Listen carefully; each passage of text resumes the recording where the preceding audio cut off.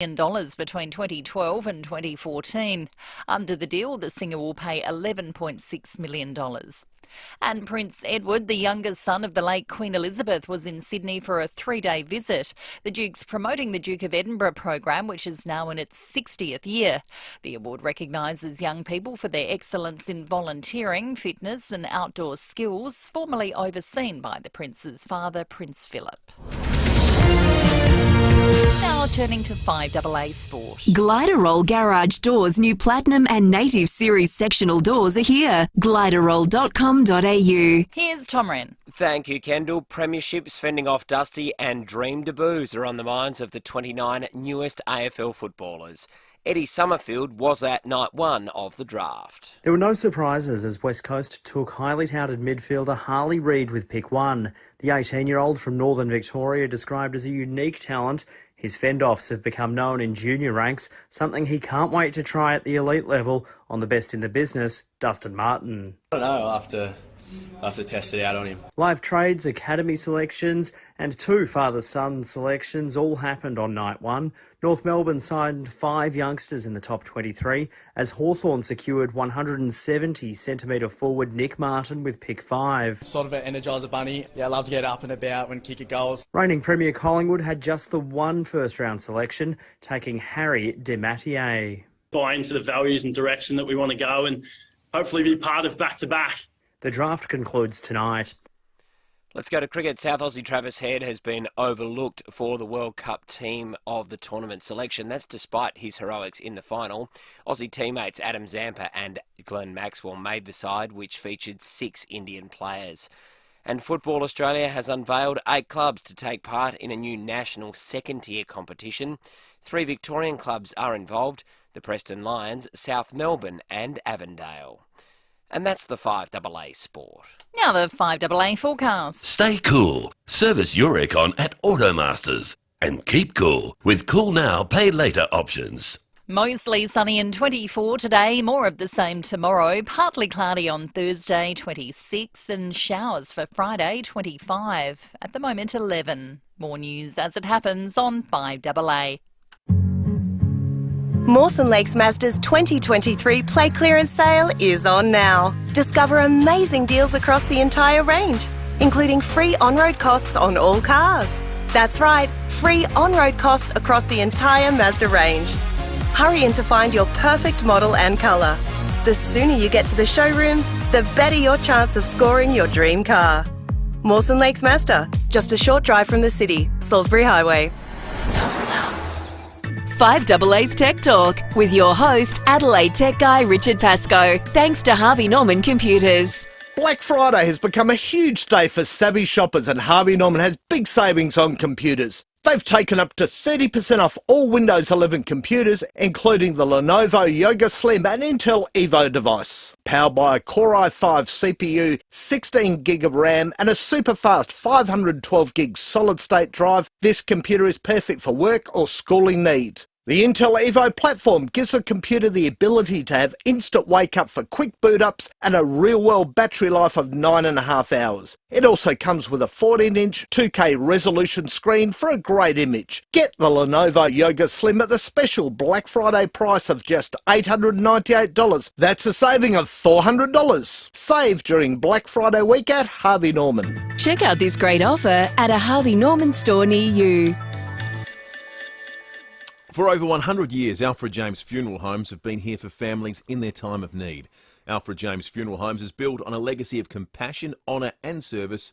They're always here, yesterday, today and tomorrow. And speaking of tomorrow, Alfred James has something new coming. It's a way to honour a life in the most remarkable way, one that's truly out of this world, and we'll give you a hint. It involves a SpaceX rocket and a resting place with a pretty spectacular view. Did an interview about this the other day. I did. This is just quite incredible. It certainly sounds better than being stuck in an urn in the back of the wardrobe. At your time of need or to arrange a prepaid funeral, speak to Alfred James Funeral Homes, honouring lives in extraordinary ways. Get saving now with City Discount Tyres. We're offering great deals on the world's top brands in tyres, wheels, suspension and parts. Suitable for four-wheel drives, SUVs and passenger cars, including Falcon, Michelin, Pirelli, Kumho, Hankook and many more.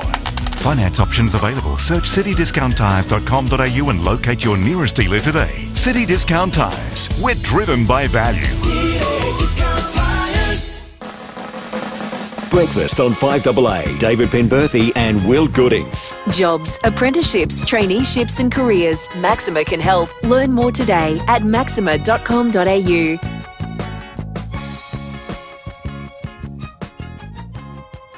6:08, good morning to you. Welcome to Tuesday on 5AA Breakfast. It is the 21st of November. The most predictable news story, I think, of the year was that at some point in time this week, perhaps quietly, perhaps loudly, that the CEO of Optus, Kelly Bayer Rosmarin, would resign, in inverted commas.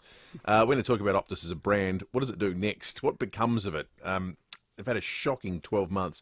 We'll get into that just before 7 o'clock today. Phil Curry will join us in the nation's capital. We'll talk federal politics. Somewhat linked to those two stories. We're going to bring out the movie bowl today. We parked it yesterday, but it is going to make an appearance today. And we're also going to chat with their police legacy. They do incredibly important work, and at the moment, it's a particularly poignant time to check in with them and talk about some of the things that they do. David Penberthy, good morning to you. Good morning, listeners. Good morning, Will. Yes, the departure of the Optus boss is the least surprising thing in the world. We're out by about a week and a half. We said the week before last that it had the sniff of a sort of 4:30 p.m. Friday departure. Well, she hung around for the Senate inquiry. She did, which is kind of weird, because there were reports prior to her appearance at the Senate inquiry that she'd already been in talks about leaving. I guess if you're going to, from a sort of corporate management perspective, if you're trying to turn over a new leaf and you know that you're going to have a shellacking on national television at one of those Senate hearings, better to make the outgoing CEO the victim of it as opposed to the incoming CEO, because it gives a chance to the new boss to frame the narrative, as they like to say, come in with a clean slate, new leaf. There's some suggestion that is it Anastasia Palaszczuk, they think, might take over? No, sorry, Gladys Berejiklian. Getting my she's in there. up. Yeah, she's working there doing corporate comms. Well, corporate comms being the sort of key, beyond getting the network running, comms was sort of the key criticism. The Fin reviewers wrote a piece where it was Gladys Berejiklian's recommendation that they stay mum during the whole period. Well, I just don't understand it. It's a weird world, that sort of upper echelon message management sort of stuff, isn't it? God, the money that people get paid in those roles, it makes you sick. Staggering amounts of money. It's just obscene. And it's ridiculous often the amount of work that you're required to do. Like, how can those people get paid $500,000, $800,000 a year? It's beyond belief what they earn. And so much of it, I think, too, is about, and this is the murkiness of that type of lobbying, where you're there in large part for your contact book. That you can ring the opposition leader or get close to ringing the Prime Minister, certainly ring the Communications Minister and say, hey, listen, it's ex-politician, whoever here, we need a meeting. It's amazing that kind of interaction is seen as that valuable. But opening the doors, Alan Joyce experience would suggest it is hugely valuable. I reckon some of our listeners could do a good job running Optus. Oh, yeah. You and I could probably do it. We'll turn it on. Yeah. Go out to lunch. That's right. Call me if it turns off. Yeah. I'm pretty sure that's how telecommunications works. Yeah. You'd want to call in all the IT guys first and say, what do you need, fellas, women? Got a blank check here to fix it all up. Let's just get this thing running like a Swiss watch, and after that we'll just concentrate on, not letting our customers down. But it is an amazing shambles, and I still think the worst part of it is the fact that, and I'm sure we've got businesses listening, and if you are one of them, and you've now had a chance to quantify exactly how much money you lost the other Wednesday when the system cacked itself, people would know exactly how much money they lost, which begs the question, why can't Optus just refund them that exact amount? I mean, if you're running a sandwich bar and you couldn't take 80% of your normal trade because you didn't have tap and go or FPOS because your system was down, you couldn't get any online orders for lunches either that day, you might know that you lost $8,000. It's quantifiable. I would suggest the reason's not because they're incapable of doing it. It's because they don't want to set that as the benchmark for future outages. Yeah. The business model becomes, we go down and we pay your business costs. Perversely, every other telco probably agrees with them too. I think so. They'd be all cheering that they don't do that. Yeah, it's like a clause in an insurance policy where you're not going to get some other insurance company coming out and going, oh, that's a bit cheeky. Because they all benefit from that kind of stuff. Well, it's the equivalent we see in politics sometimes, where some bright young spark will come into politics and say, you know what we need to do away with? Travel allowances. And then in the corridor, a couple of the old wizened heads from both sides go, let's just talk through this, shall we? Yeah, that's right. Let's just think through the implications of what you're doing. Where does this war end? Yes. You can text us on the Duttons text line, of course, this morning, 0480 1395. You can call us on 8223 0000. You can similarly jump on the Foodland Supermarkets Facebook and YouTube live stream and leave your comments there. We're getting a lot of texts already about the fact that the 18-year-old man from Encounter Bay got bail. I don't think we're going to give any sort of running commentary about the performance of the courts with this one. Let's just let the judicial process run its course. I should tidy up something I said yesterday about Georgina McGuinness. I apologise and retract the comment that I made about her being paid for the work that she's doing, the PR work that she's doing. Everyone believed that she was being paid because PR firms are normally paid to provide that kind of PR advice. Yesterday, the Advertiser altered its story to say that she's now doing, or that she is doing the work pro bono. Whether she was always doing it pro bono, I'm not sure, but she is now doing the work for that family for free. I think a lot of people would still question her judgment because, talking about PR, the whole point of PR in this case is to present this young man in the best possible light in keeping with his family's wishes that he faces the most lenient penalty possible for what he's accused of doing. Now, I don't know why you'd want to sign up for that. And, if it's pro bono work that you want to do, we'd happily give you the numbers for the Hutt Street Centre or Catherine House. This is starting to look like it's going to be potentially a quite complicated trial as well. In court yesterday, it's become apparent there are two strikingly different versions of events that are being put forward. One from the passenger in the car and one from the boys who were with Charlie Stevens. They're not minor details either. Did the car do a U-turn? Did it target the boys? Did Charlie run out in front of it? There's strikingly different accounts of what transpired. So, yeah, this, unless that gets smoothed out in some way, this is going to be a very, very complicated court case, I think. The way it would get smoothed out or hammered out is through cross-examination. Yeah. And there's other stuff too that will be, you would think, part of it. Perhaps the triple O calls, all that sort of stuff. Yeah. But anyway, as we've said, we're just not going to go down the path of doing anything to jeopardise this trial, and the 18-year-old is innocent until proven guilty, despite whatever emotions are running already about it, and they're understandable in the current setting. But let's just let the courts do what the courts do, and we'll reserve judgment until a judgment is brought down. All right, we might take a quick break. We'll come back with news headlines in just a moment. I was just doing my job. I didn't think I'd get injured. The doctor said it was a routine procedure? Right. The car came out of nowhere and it smashed right into us. At DBH Lawyers, we're here to listen to your story. Our team of local South Australian lawyers will help you navigate the law and find the best way forward. We're with you. We're for you. We're DBH Lawyers. dbh.com.au. I'm Kathy Nagel, the Chief Executive of Western Hospital Henley Beach. Many people don't know that they don't need health insurance to be treated in a private hospital. Many procedures are more affordable than you may think, and access to a wide range of specialists and services is just a phone call away.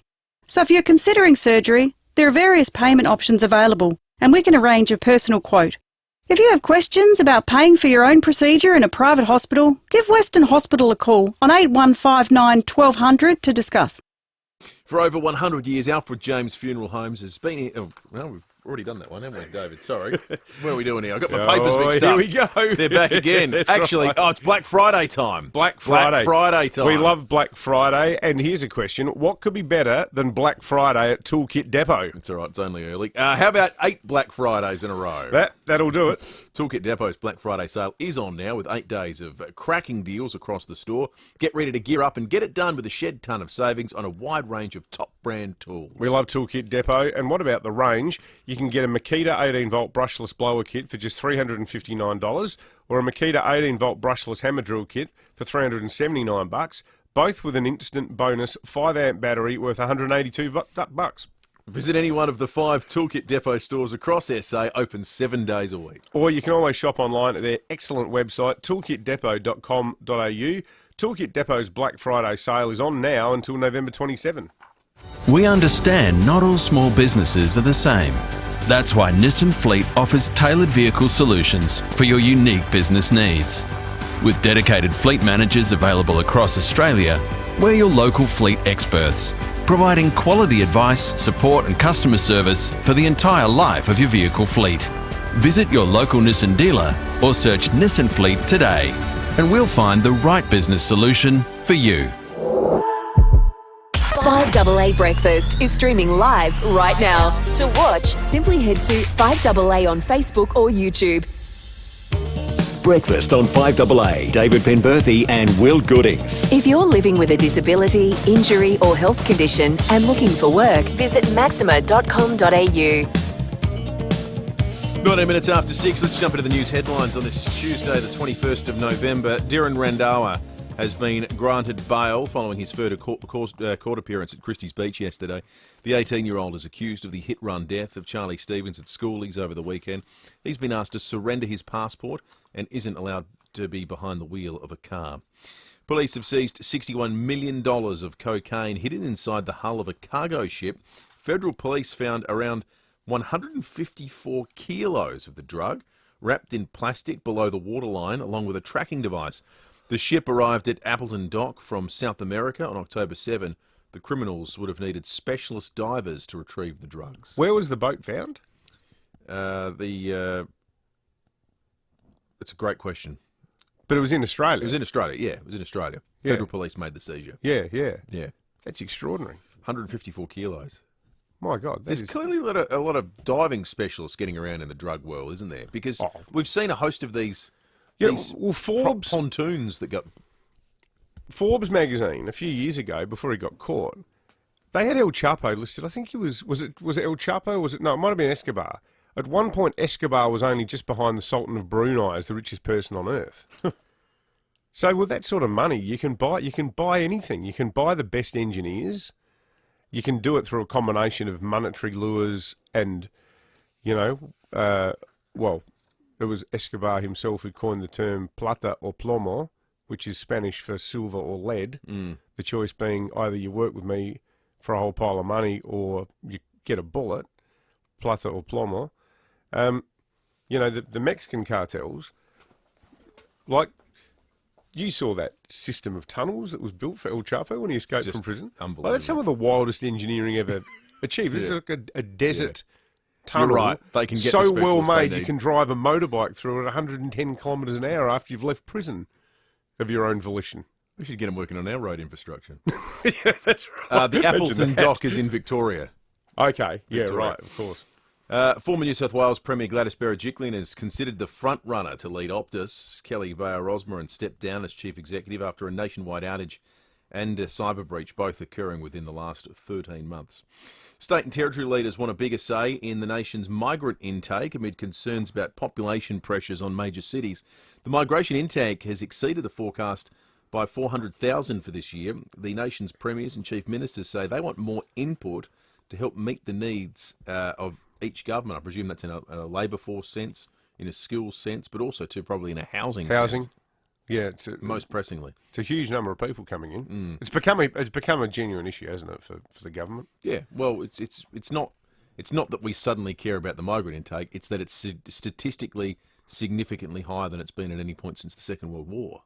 all at once in the middle of a housing crisis. Like, it doesn't make people xenophobic. It's just it's a statistical fact. We were talking yesterday about the PM's absences. I think the level of paranoia in senior Labor circles about his many absences, or more importantly, the sense of drift.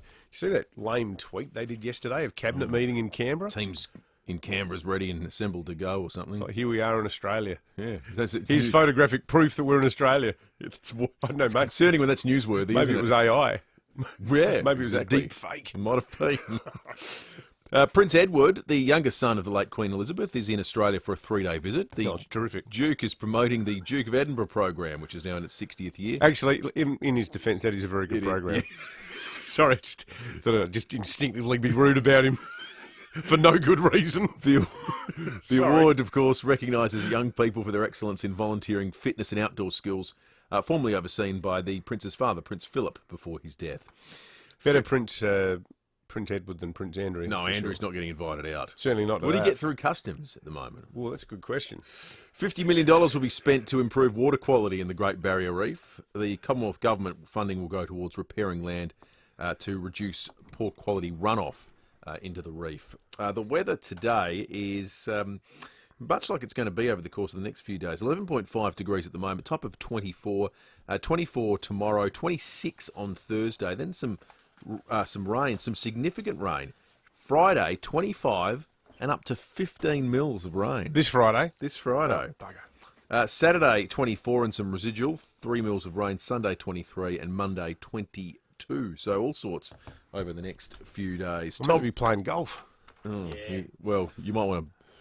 Might have to play Scrabble instead. You might want to wear your Friday. wetsuit. Oh, no. I'm playing Saturday. Oh, yeah? Hopefully it's Tea Tree gone. Gully? Yeah. Yeah, Beckett. Might be all right. Bit Beckett, drizzly, but you might be all right by then. All right.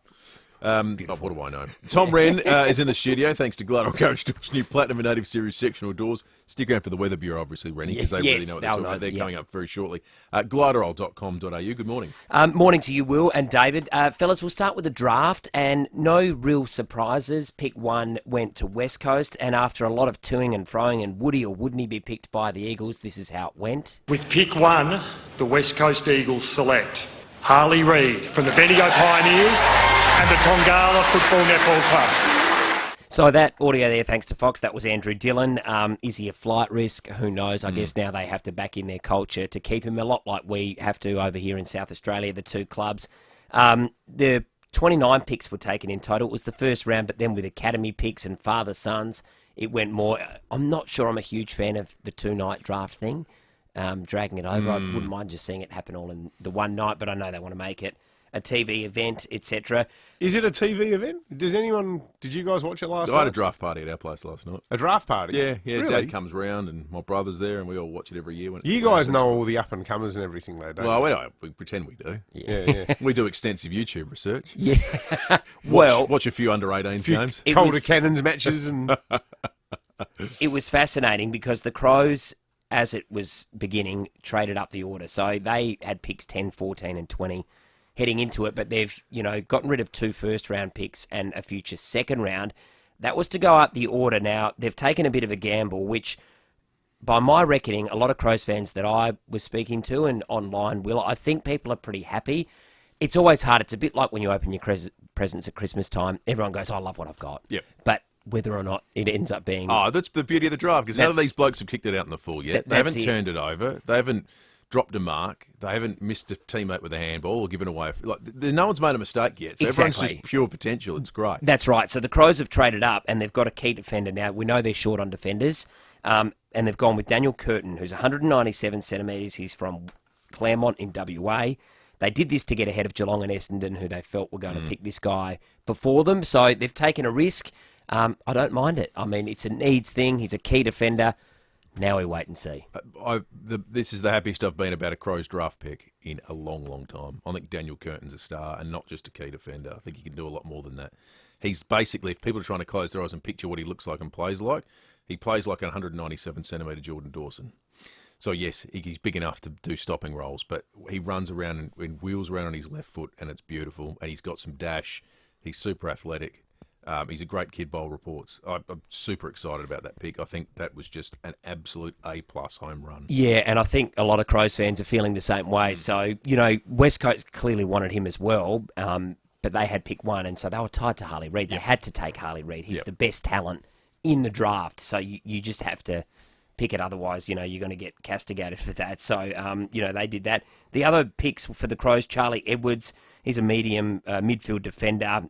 He was picked 21, so he's been taken from Sandhurst or the Sandringham Dragons, and also Oscar Ryan, who is another smaller defender with pick 27. So 3 picks. The Port Power are yet to select anyone, so they come into the draft very, very late. It starts to thin out now, the talent, but you can always find a diamond late, but it is harder given the amount of work that the recruiters do these days. But the Crows, I think, like you said, a full tick for last night. What happened with Port?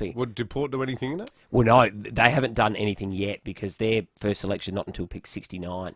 So okay. Because of all the training.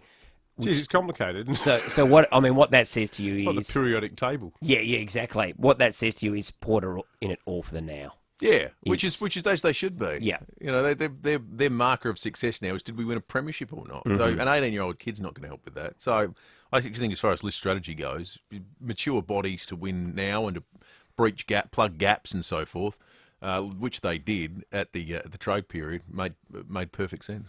A couple of South Aussies. Will McCabe, he went at pick 19, father-son. He's the son of Luke McCabe, who played 138 games with the Hawks, and Ashton Moyer was taken with the final pick, 29, last night anyway, the final pick. Great family, the McCabes, from up near Clare, Point Pass Way.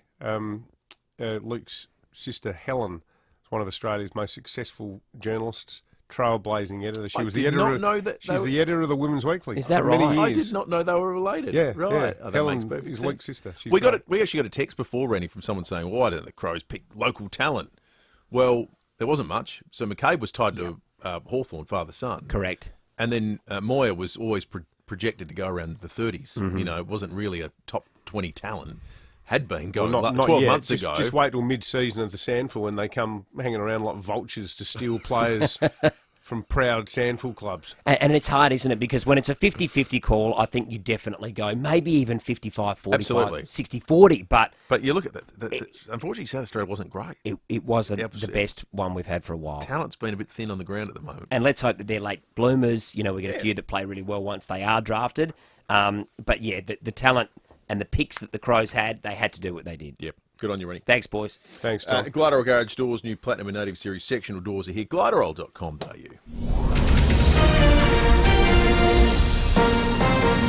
This is Adelaide's 5AA. Mostly sunny and 24 with the 6:30 news. I'm Kendall Brettig. Chipped windscreen? Complete Windscreens can repair it from just $99. Look for the big red koala. Former New South Wales Premier Gladys Berejiklian could take over the reins at Optus. She's currently an executive at the telco. Kelly Bayer Rosmarin stepped down as chief executive yesterday amid fallout from a nationwide outage and a previous cyber breach.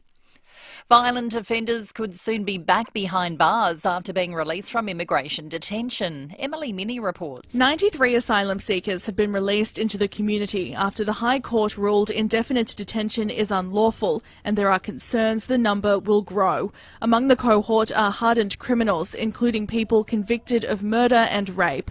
The offenders are subject to strict new visa conditions, including wearing an ankle monitor, but the federal government is now seeking legal advice on introducing preventative detention-style laws similar to those used for terrorists. Two anonymous sources have told The Herald it's among a range of options being considered. It would mean offenders who are a risk to the community would stay behind bars even after their prison sentence expires. Tributes are continuing to flow for Charlie Stevens, the South Australian Police Commissioner's son who was killed on the weekend. The teenager accused of his hit-run death has been freed to live with his mother after his first court appearance yesterday. Dhiren Randhawa has been asked to surrender his passport and has been banned from being behind the wheel of a car. A mid-air plane disaster off the coast of Mount Martha in Victoria is now being treated as a recovery operation ahead of another day of searching for the wreckage. More from Christina Hearn. The missing pilot has been named as Stephen Gale, the owner of the two jets, who also served in the RAAF. He leaves behind his partner Victoria Lowen, herself a commercial pilot, and an 18-month-old child.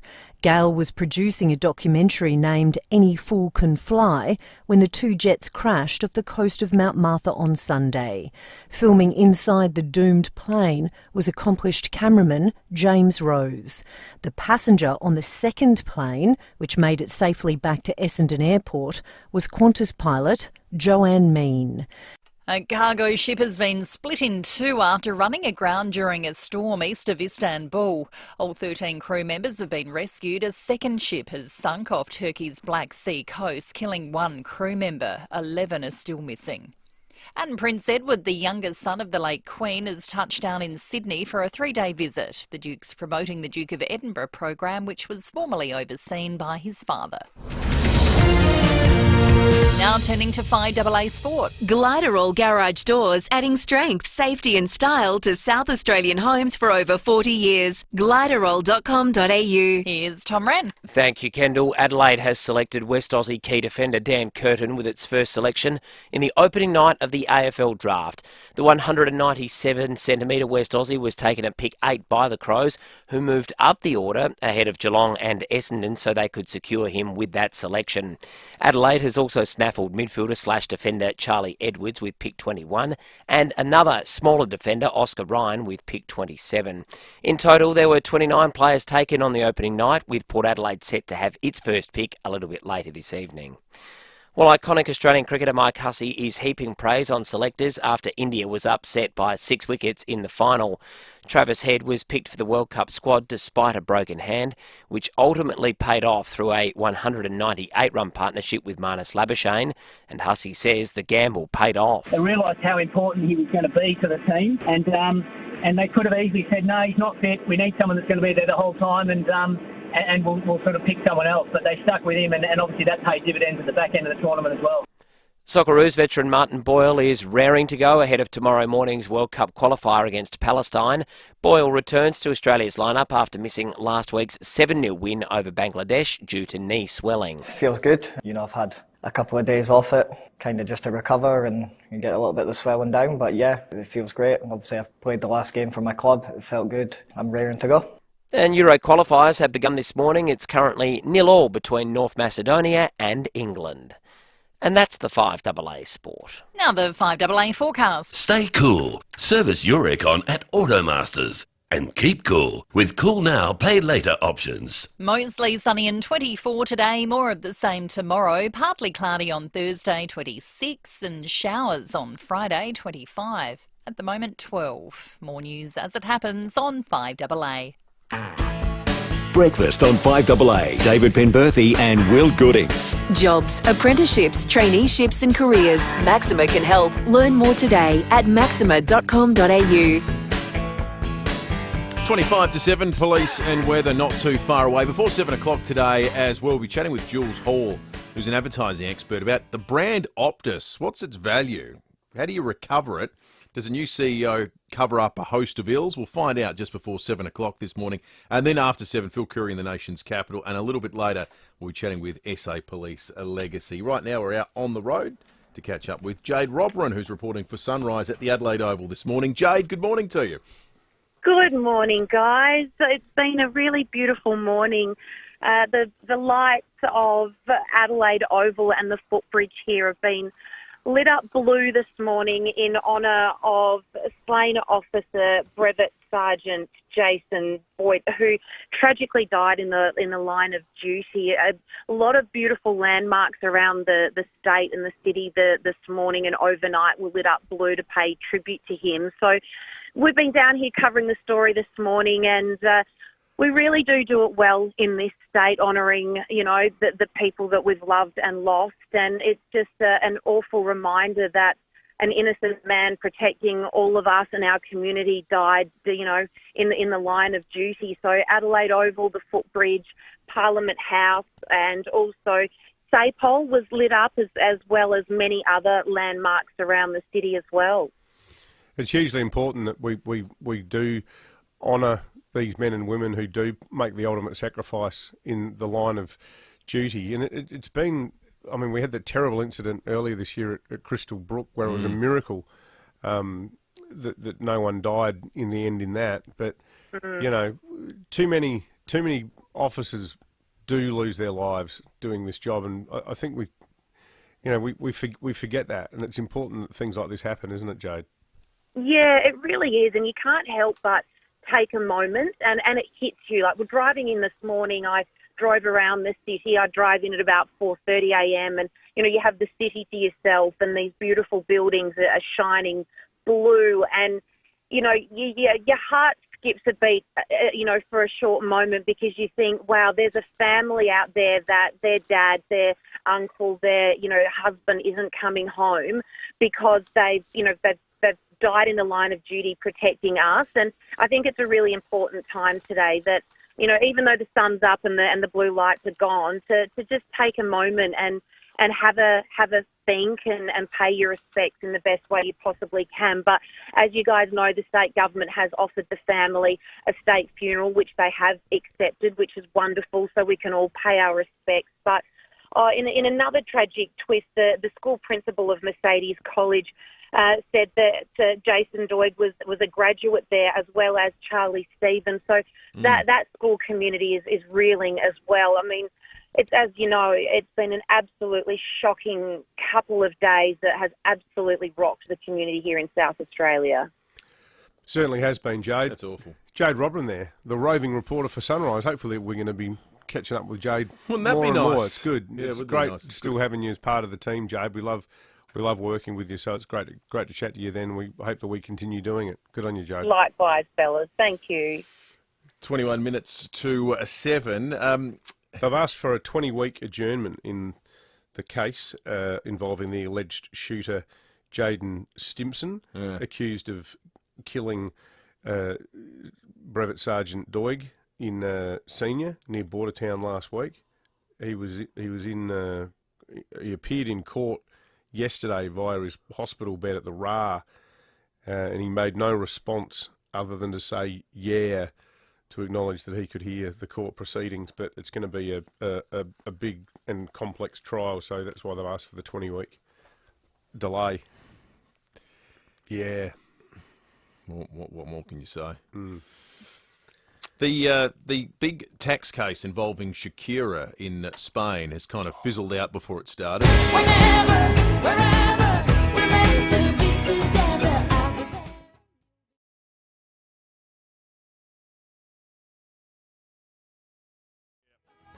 My best statement, don't lie.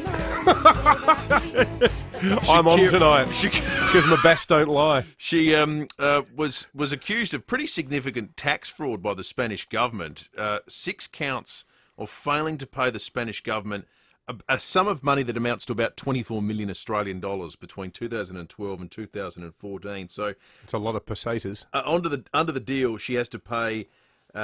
She has a suspended 3-year jail sentence and a fine of 11.67 million Australian dollars. This would have been massive, this trial. There would have been 100 or so witnesses called. The prison sentence that the court was seeking was 8 years. Jeez. This is not just, whoops, I forgot to put in my tax return. This speaks to a significantly greater magnitude of fraud. 8 years was just the time incarcerated. The fine they were looking for at the time was 40 million Australian dollars. So it's been bargained down to something that's apparently more palatable. So she's paying $8 million. She's paying $11.67 million in terms of the fine. Crikey.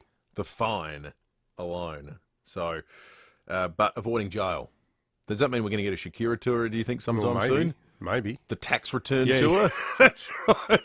Shakira returns. Tax returns. I'm doing fine. That's right. If anyone can come up with the title for the Shakira, the new Waka Waka World Hey Tour, Hey.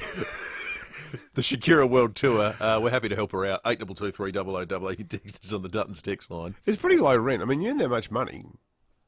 Why don't you just do what you're obliged to do? It's extraordinary, isn't it? I'm often inclined, and to be honest, in some ways too, I feel about this about the Trump trial at the moment, the New York business one. You pay experts to do this stuff for you, don't when you're this rich? Like, is Shakira really sitting there going, I reckon I could claim that private jet? I wouldn't have thought. But the authorities I have never said, had her picked for an accountant. No, I thought she was I more wouldn't just, have thought. Queen of Latina pop. But clearly this courts say, well, no, you're ultimately responsible for your own business. So she's been a bit quiet lately, Shakira. I don't think she's. Oh no, she put out a song about her ex-boyfriend that was actually really quite extraordinary. Well, she just denounces him in a 3.5 minute pop song, but the entire song is about what a total scumbag the bloke was. That came out a couple of years ago, but other than that, yeah, I think she sort of peaked around 2010 with the South African World Cup. how do you play it if you're that guy with your next partner and you're in the car and the Shakira diss track comes on? It's like being one of Taylor Swift's ex-boyfriends. Yeah, that's right. Oh, yeah. You know, you might know me from songs such as All Too Well. Because you'd want to tell your mates the song was about you, I think. Yeah, well, yeah, you want to brag about it. Yeah, well, but then the actual song, like, Yeah, hang on. when you know. You don't come out of it that well. No, that's right. Yeah. 17 to 7. Let's check in with traffic before we catch up with police and weather. Thanks to Keezer. If you're tired of back pain, try Keezer, KIESER.com.au. Thanks, Will, and good morning. Roads working really well today. The freeway looking the goods from Stirling through to Glen Osmond. Northern Connector also accident and breakdown free. At Medindi, however, damaged barrier main North Road near Nottage Terrace, speeds at 40. In the East Parklands, lots of roads closed for the Adelaide 500, affecting Kettleville Terrace and Bartels Road. Avoid that whole area on the drive-in, and you'll find a camera Coventry Road at Manopara. JB Hi-Fi's Mega Price Blitz is on now with crazy deals like over $100 off a Sony PS5 plus bonus Spider-Man 2. JB stores open till 8 tonight. Adelaide's most accurate traffic on 5AA. 5AA's Tech Talk with your host, Adelaide Tech Guy Richard Pascoe. Thanks to Harvey Norman Computers. Black Friday has become a huge day for savvy shoppers, and Harvey Norman has big savings on computers. They've taken up to 30% off all Windows 11 computers, including the Acer Aspire 3. With a huge 15.6-inch full high-definition screen and 13th Gen Intel Core i3 processor, the Acer Aspire 3 is built for work and play. Whether you need a reliable and affordable laptop for the kids or something to keep you connected, organised and entertained, the Acer Aspire 3 offers the best value for money. The computer also includes 16 gig of RAM and a 512 gig solid-state drive. Get the Acer Aspire 3 at the special Black Friday price of just $597. That's a saving of $400. Save during Black Friday week at Harvey Norman. Check out this great offer at a Harvey Norman store near you. Each year, See Differently trains more guide and assistance dogs than any other organisation in South Australia. You see cute puppies, we see much more. We see lives changed and even saved. Do you see what I see? Do you see what I see? Do you see what I see? Please donate generously to our Christmas appeal and help more South Australians living with vision impairment to see what we see. Go to seedifferently.org.au. Hey Strikers fans, Gemma Barsby here. See your championship-winning Adelaide Strikers at Adelaide Oval this Friday night. As part of the groundbreaking Stadium Series, there will be pre-game events, live music and an amazing game of cricket. Be there as the Strikers take on the Scorchers in our First Nations round. Watch the Adelaide Strikers smash sixes and take wickets at Adelaide Oval this Friday night. Tickets available at adelaidestrikers.com.au. Adelaide Strikers, our city, our team. Shop great value desserts this Christmas at Coles with thousands of specials every week, like half price on Connoisseur 1 litre ice cream, now just $6 a tub. That's great value, hands down, at Coles. Offer ends Tuesday. Breakfast on 5AA. David Penberthy and Will Goodings. If you're living with a disability, injury or health condition and looking for work, visit maxima.com.au. 14 to 7. Sue in Kilburn's called in on 82230000. Morning to you, Sue. You there, Sue? Hello. Good morning. There is a V-double truck broken down on Grand Junction Road in the turn right lane heading onto the Northern Expressway. Oh, gee, that's a bad spot. Are there emergency services at the scene, Sue? No, just it's there with its hazard lights on, and it's a pretty big truck. Yeah, right. Okay. I've just gotten around it. Sorry? Yeah, okay. Thank you, Sue. Appreciate Good on you, that. Sue. So Northern Expressway, turning onto the expressway from Grand Junction Road, a big truck has broken down. Big intersection too. Beware of that. All right, let's head to the Weather Bureau. Jenny Horvat, good morning to you.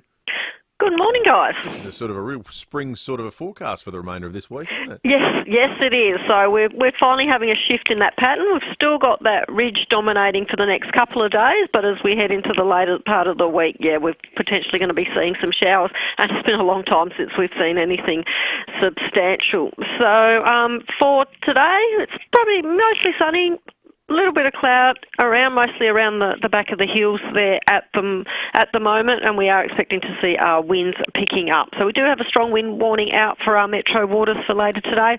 So this morning we're looking at those south-southeasterlies around 10 to 15 knots, but we'll see those tending south-southwesterly during the late morning, early afternoon, picking up to 15 to 25 knots, potentially reaching 30 knots north of Brighton before those winds tend back to the southeast in the evening. Could see some gully winds as well around this evening. We are aiming for a top temperature of 24 degrees in the city, 26 for Elizabeth, 23 for Glenelg, 22 for Noarlunga, Mount Barker, 21 degrees for today. We did see our minimum temperature of 10.9 degrees. That happened at about 5:50 this morning. Currently 13.5 degrees at our West Terrace Naidapira observation site. Similar conditions for tomorrow, mostly sunny, temperature around 24, 25 degrees, still in that south-southeasterly airstream, but things start to get a little bit more interesting as we head into the later part of the week. We've had this trough of low pressure that's been sort of hovering around the northeast. It's going to drift off into the eastern states, but it looks like it's coming back into SA from sort of Thursday and then into Friday before starting to drift back on the weekend. So for us here, could see a little bit of shower activity developing later in the day on Thursday, more likely in the evening, and we couldn't rule out to see a thunderstorm, possibly around the northern suburbs, more likely around the northern hills later on the Thursday.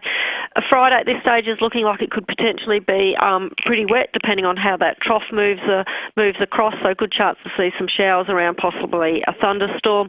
On Saturday, we'll start to see that trough drifting back, but still a shower or two hovering around there. Temperatures starting to come back down to around 22, 24 degrees. Sunday's looking still pretty cloudy.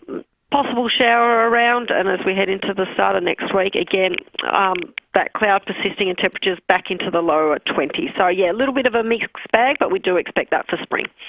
Beautiful, stuff, Jenny. Thank you. Let's head to SAPOL. Senior Constable Kimberly Broad joins us. And Kimberly, a man's been caught breaking into a home at Westbourne Park.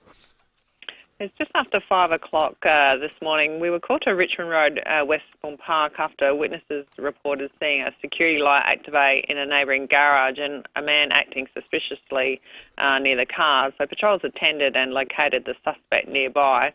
But what we also found was a bag which was containing stolen property from a housebreak at Linden Park, which occurred earlier in the night. A Suzuki hatchback had also been stolen during that break-in, and that was found abandoned in Hawthorn about 12:20 this morning. So that man's a 36-year-old from Westbourne Park. He's been charged with serious criminal trespass, theft, illegal use of a motor vehicle and illegal interference of a motor vehicle. So he's been refused bail and he'll be appearing in the Adelaide Magistrates Court later today.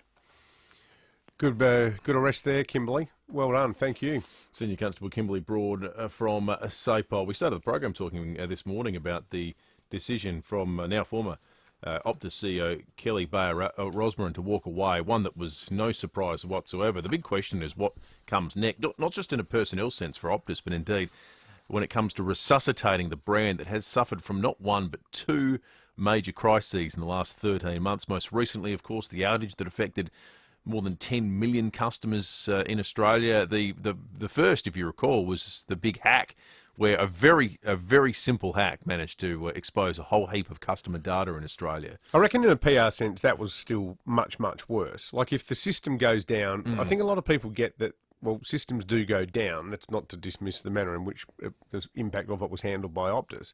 But the hacking one was worse because there was no candour at the start about exactly what sort of information had been pinched, what had been done with it, and how many people had been affected. I mean, 10 million people losing their passports, their driver's licence, their address, like that was huge. So what becomes of the brand that is the second biggest telco in Australia? Jules Hall is an advertising expert at the Hallway and joins us now on 5AA Breakfast. I guess it's the multi-billion-dollar question, Jules, isn't it? How do you get people feeling good about Optus again? Yeah, it's a tricky situation, hey. It's the cornerstone of any brand is the trust you have with your customers. And they've the two events they've had in the last year, I can't think of many worse ways of eroding that trust. Yeah, well, that's right. And what did you think of the fact that she got the chop after the Senate appearance, the Senate estimates hearing? Do you think that there would have been internally a view at Optus that, as CEO, Ms. Bayer-Rosmarin had become damaged goods, so better to have her out there copping the wax at that hearing rather than subjecting a new CEO to it? Oh, look, that's a really interesting way of looking at it, specific to the Senate hearing. I don't know what the specifics are behind that. What I do know is that when you're the CEO of a business, the buck stops with you, and you have responsibility for all the operations within your organisation. Now, an organisation like Optus is enormous, and of course you're not going to have personal visibility of every single thing that's happening in the company, but it's your responsibility to have the structures and the corporate governance in place to deliver your services and your product at a requisite standard. And when you get one major failure, provided you navigate your way through it, which that was last year's situation. A second one, you've got to be seen to take action, and that's where the shareholders, you've got customers on one side, obviously extremely unhappy. Then you've got your shareholders that you've got to appease on the other side. And at that point, it becomes very hard for the CEO to hold their position. And I think it's no great surprise that she resigned. Jules, in an advertising sense, is there a poster child or a case study for a brand that has suffered massive damage that made a successful comeback? That's a fantastic question. I think that I'll tell you what I was going to mention, which is interesting in many regards. Is you look at some of the airlines where they've been over the years, and we've certainly had instances with major airlines suffering significant issues with. We had the Qantas engine failure coming out of Singapore a number of years ago. On an aeroplane, your engine's working is pretty central to the trust you have with your customers. They managed to navigate that pretty well. Now, my comment earlier on, obviously perhaps not in the most amazing position now as a brand, but there's separate reasons for that. That is a brand that managed the specific issue with that engine failure and came through it, and customer trust remained around the quality of their aircraft and their core product. It's actually you're right. It's separate, keeping it separate from the current issues they've got. They managed to suffer a significant mid-air failure, and at the same time, every Australian still answered, "What's the safest airline?" Well, it's Qantas. It's a pretty good example of good brand management. Look, any brand is going to have issues. It is unrealistic to think any business is going to operate without things going wrong.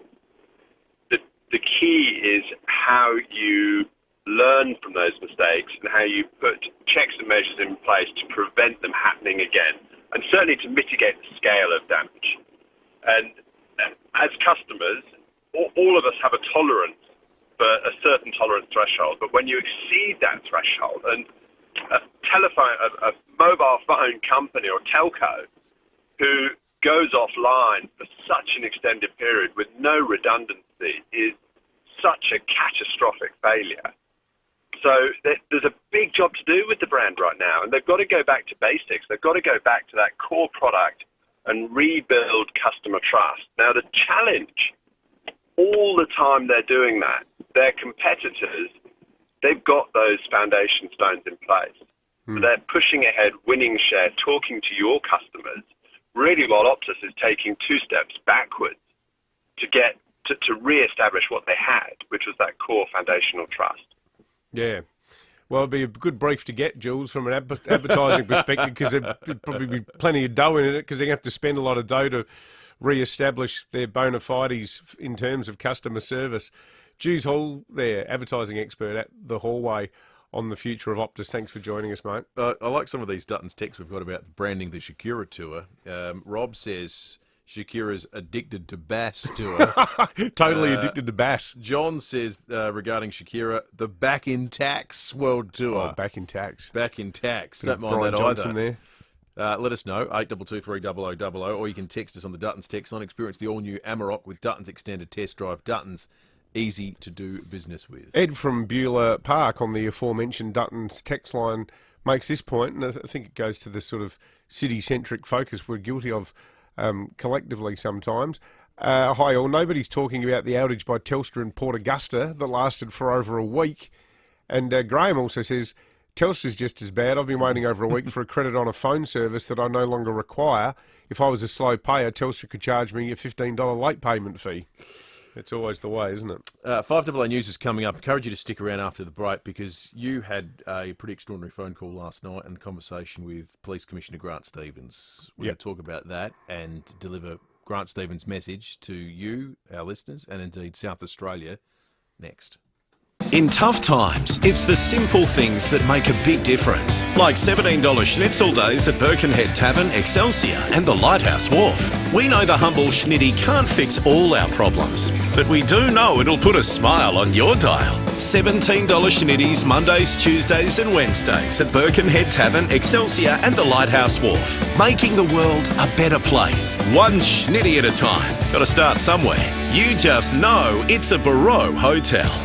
If you need to fix your pipes, call Precise. Call Precise. If your toilet's blocking up, call Precise. Call Precise. If your lights aren't turning on, or your hot water is gone, or a plumber or an electrician, call Precise. Precise. Precise Plumbing and Electrical. Call 1300 700 200. That's 1300 700 200. Precise Plumbing and Electrical. Local and experienced trade specialists. Or a plumber or an electrician, call Precise. Call Precise.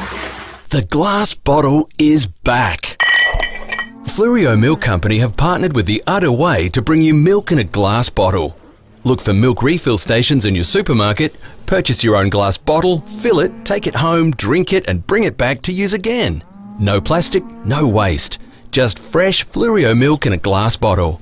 It's like the good old days, but better. Look for milk refill stations in your local supermarket or visit fluriomilkco.com.au. What could be better than Black Friday at Toolkit Depot? How about 8 Black Fridays in a row? Oh, yep, that'll do it. Toolkit Depot's Black Friday sale is on now with 8 days of cracking deals like a Milwaukee M18 Fuel 4-piece power pack kit with an instant bonus 5-amp battery. Only $1,299 exclusive to Toolkit Depot. No way. In-store and online at Toolkit Depot's Black Friday sale. Ends November 27. City Discount Tires. Get saving now with City Discount Tires. We're offering great deals on the world's top brands in tyres, wheels, suspension and parts. Suitable for four-wheel drives, SUVs and passenger cars, including Falcon, Michelin, Pirelli, Kumho, Hankook and many more.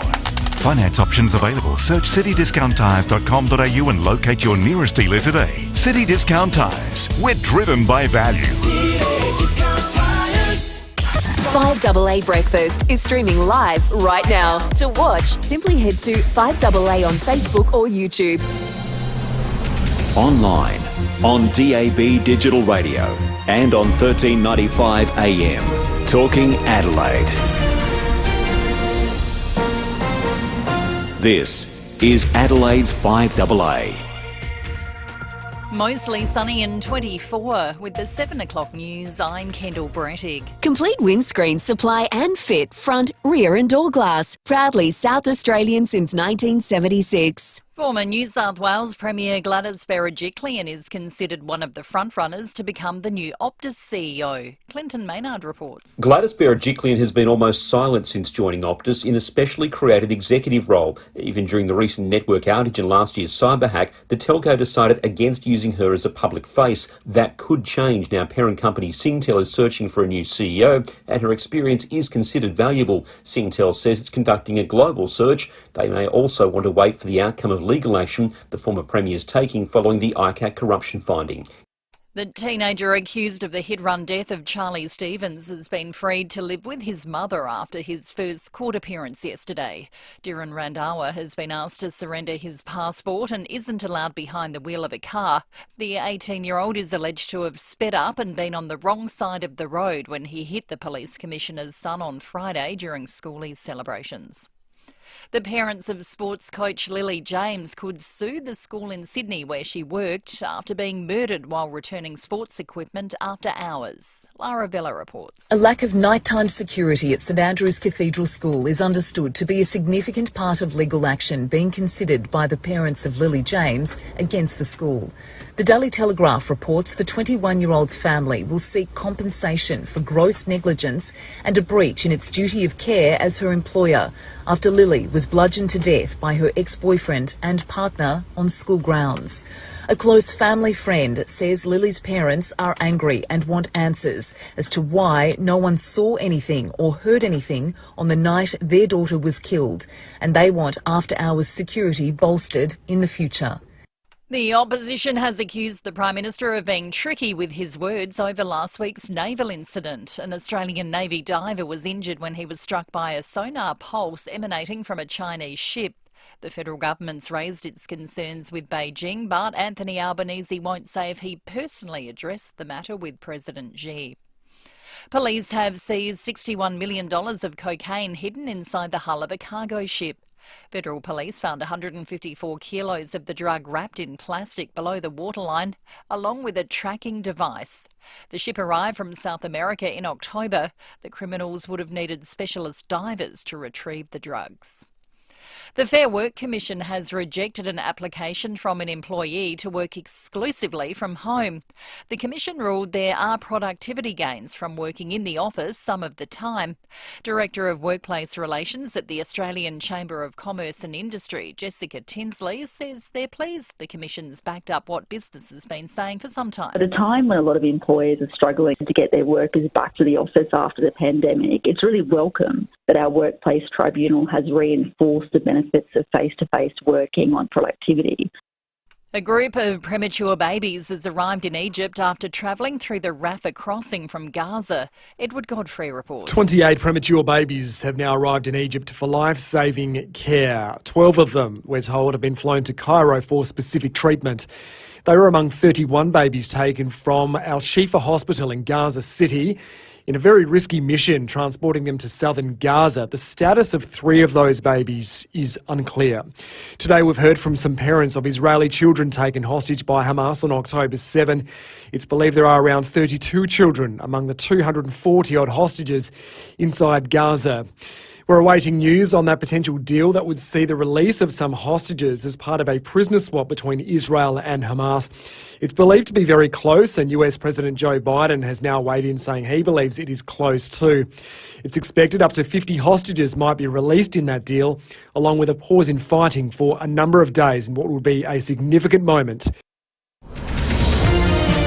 Now turning to 5AA Sport. Gliderol Garage Doors' new Platinum and Native Series sectional doors are here. Gliderol.com.au. Here's Tom Rand. Thank you, Kendall. Let's start with football. The West Coast Eagles have held on to the number 1 pick and selected Harley Reid in this year's AFL draft. With pick 1, the West Coast Eagles select Harley Reid from the Bendigo Pioneers and the Tongala Football Netball Club. Audio there thanks to Fox Footy. The Crows have taken exciting key defender Dan Curtin with their first pick, which was number 8. The club traded up the order with GWS so they could get their hands on the 197cm West Aussie. 2 other picks last night by the Crows, Charlie Edwards, who can play in the midfield and defence, as well as another defender, Oscar Ryan. The first South Aussie was Will McCabe as a father-son selection, and he was taken by Hawthorn at pick 19. The remainder of the draft will happen tonight. Port Adelaide will be among those having its first pick. Let's go to cricket, and South Australia has gone down in its one-dayer against Western Australia at the Wacker overnight by 4 wickets. The Redbacks made 7 for 279 from their 50 overs, the home side reaching the target with 3 balls to spare. Well, Italian tennis star Jannik Sinner is keeping his head held high after losing to Novak Djokovic in the ATP Finals decider. The 22-year-old had a stellar campaign in Turin, progressing to the final undefeated. Sinner says he'll be better for the experience, having gone down to one of the greats of the sport. He won 3 Grand Slams out of 4. He won End of the Year Championship. He won Masters events. So he played really, really good. The important moments. And North Macedonia has taken a shock 1-0 lead against England in their Euro qualifier. It is close to half-time in that match. And that's the 5AA Sport. Now checking 5AA traffic. Reimagine your home, elevate your life at 88 O'Connell Street Luxury Apartments. See 88o'connell.com. Good morning. Roads working well today. No great hassles on the freeway. Northern Connector flowing well, which is excellent. Medindi, however, look out for a damaged barrier. Main North Road near Nottage Terrace. Got speeds at 40 there. And there's Parklands. Lots of roads closed for the Adelaide 500 affecting Kettleville Terrace and Bartels Road. Avoid that whole area for the drive-in. And look out for cameras. Beaverage Road, Ingle Farm and Heathslip Road at Angle Vale. This November, Bob Jane T-Marts have great buy 3, get 1 free, plus instant cashback deals with 15 stores located in Adelaide. They'll look after you. T's and C's apply. Adelaide's most accurate traffic on 5AA. Stay cool. Service your aircon at Automasters. And keep cool with Cool Now, Pay Later options. Mostly sunny and 24 today, more of the same tomorrow. Partly cloudy on Thursday, 26, and showers on Friday, 25. At the moment, 14. More news as it happens on 5AA.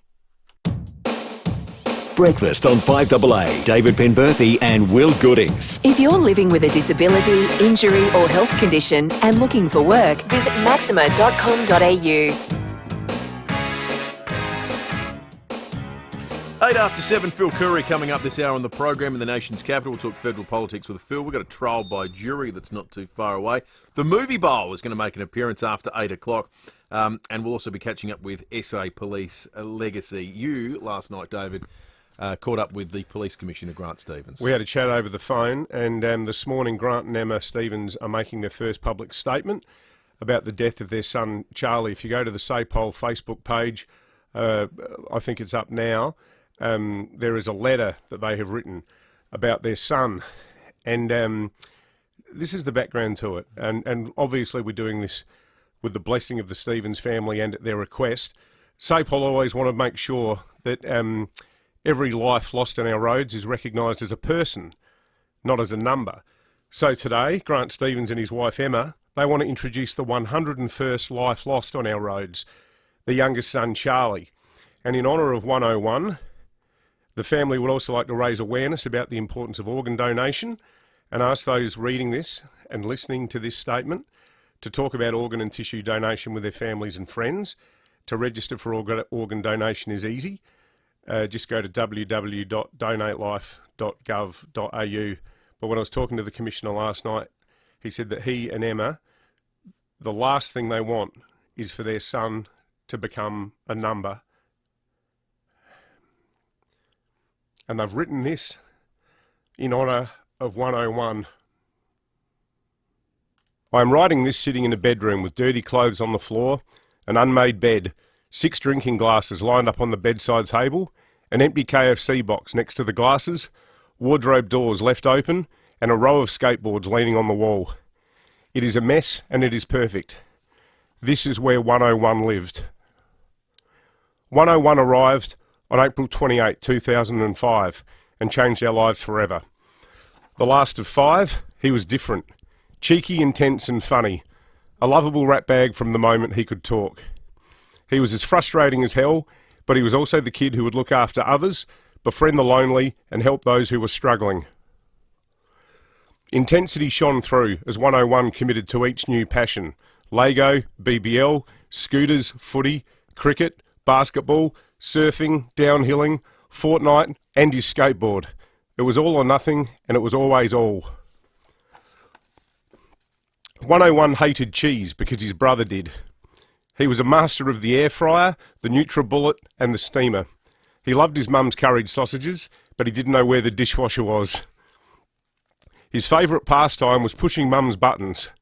Although a different name is on his birth certificate, F off Charlie was what you would hear most in our house, followed closely by put a shirt on and take your hat off the table. 101 loved footy.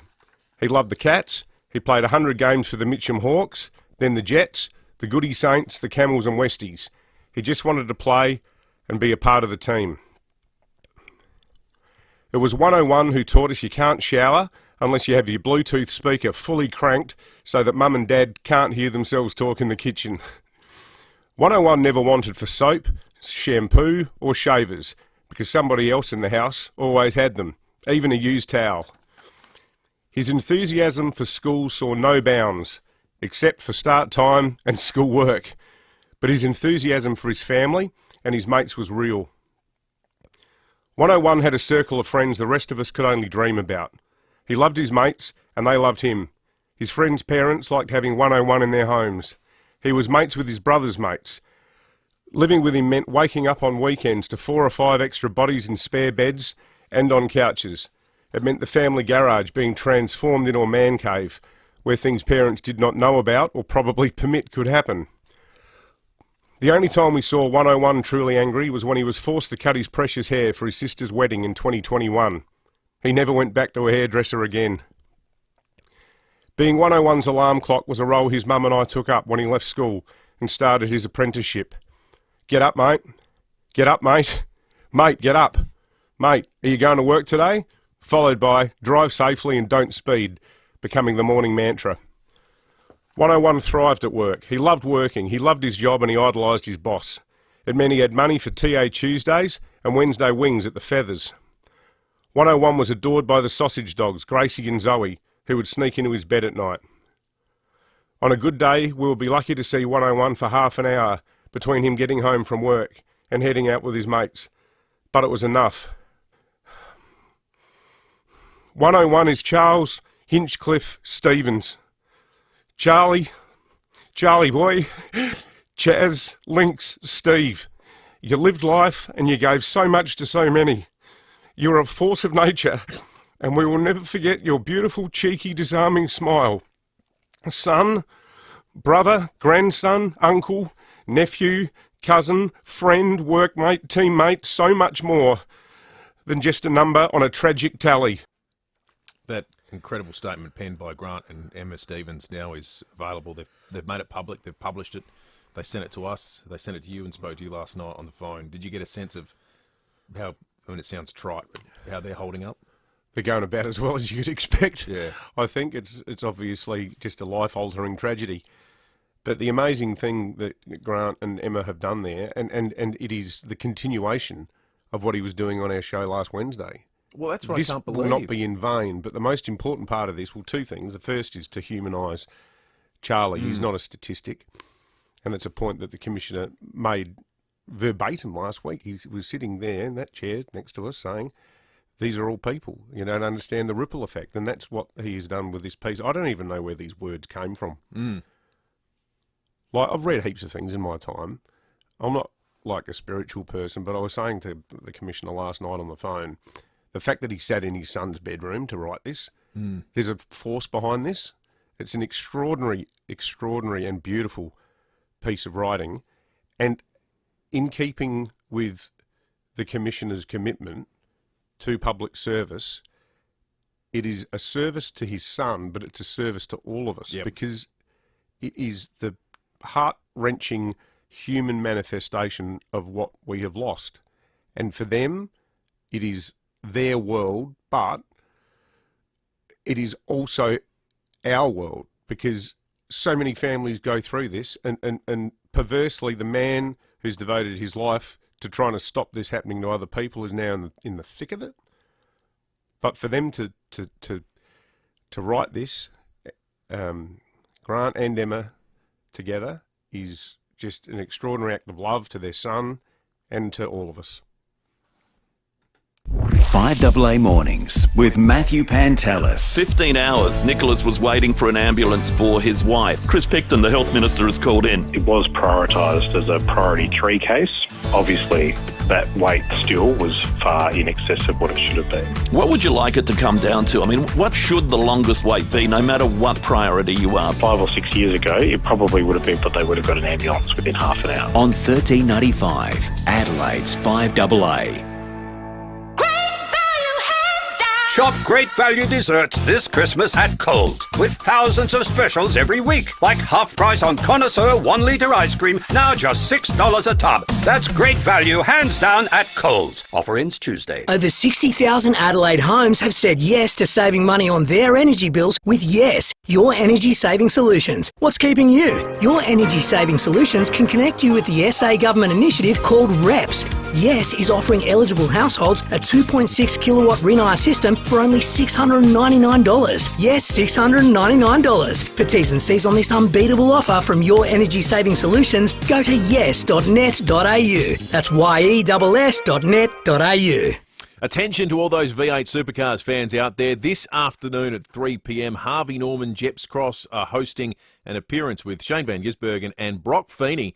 Our very own Sam Daddo will be talking to the boys about the upcoming Velo 500. Oh, you're in safe and expert hands with Sam running the show there. Plus, Harvey Norman will have a raffle with giveaways, including a hot lap at the Adelaide Circuit, 2 4-day passes to the race, plus Red Bull Ampol Racing merchandise as well. And it's all happening this afternoon, 3 p.m. at Harvey Norman Jeps Cross. What could be better than Black Friday at Toolkit Depot? How about 8 Black Fridays in a row? Oh, yep, that'll do it. Toolkit Depot's Black Friday sale is on now with 8 days of cracking deals, like a Bosch 18-volt brushless 2-piece kit with a bonus circular saw for just $737. Plus, get 2 bonus 8-amp batteries via redemption. No way. In-store and online at Toolkit Depot's Black Friday sale. Ends November 27. How easily could you save hundreds off your energy bills? That easy. Switch out your gas or electric hot water system for an energy-efficient heat pump with EcoVantage. Then sit back and save up to 70% on your water heating costs. And get it supplied and installed for as little as $0, thanks to government-facilitated subsidies. Yep, new hot water system from $0 that saves you hundreds. Pump your energy bills down with ecovantage.com.au. Rosanna Mangiarelli here from 7 News. Join me and Will Goodings for Adelaide's leading news hour, 7 News, tonight at 6 o'clock. Breakfast on 5AA. David Penberthy and Will Goodings. Jobs, apprenticeships, traineeships and careers. Maxima can help. Learn more today at maxima.com.au. Right on 19 after 7. Let's check traffic for this half hour. Thanks to Kieser. If you're tired of back pain, try Kieser, KIESER.com.au. Thanks, Will. At Regency Park, a breakdown on South Road near Katina Street. Heavy delays inbound at the moment. Menindee damaged barrier, Main North Road near Nottage Terrace, speeds at 40. And in the East Park lanes, lots of road closures for the Adelaide 500, including Kettleville Terrace and Bartels Road. Avoid that on the drive-in this morning. You'll find a camera gorge right at Athelston. Black Friday's here early for One Pass members at Target. Available online for selected deals. Ends today. Start shopping and give your home and wardrobe a lift. Adelaide's most accurate traffic on 5AA. 19 after 7. Lots of lovely tributes coming through on the Duttons text line with people having heard from the Stevens family for the very first time just a moment ago. Again, if you want to read that statement, you can do so by heading to SAPOL's Facebook page. In some global news, people may be aware or across the extraordinary trial of more than 200 people for crimes including criminal association, extortion and bribery that's being held in Italy at a purpose-built courtroom in southern Calabria. This is the trial of members of the notorious mafia Ndrangheta group. They're the Calabrian chaps. The Calabrian chaps is a good word. Ndrangheta. Well chosen.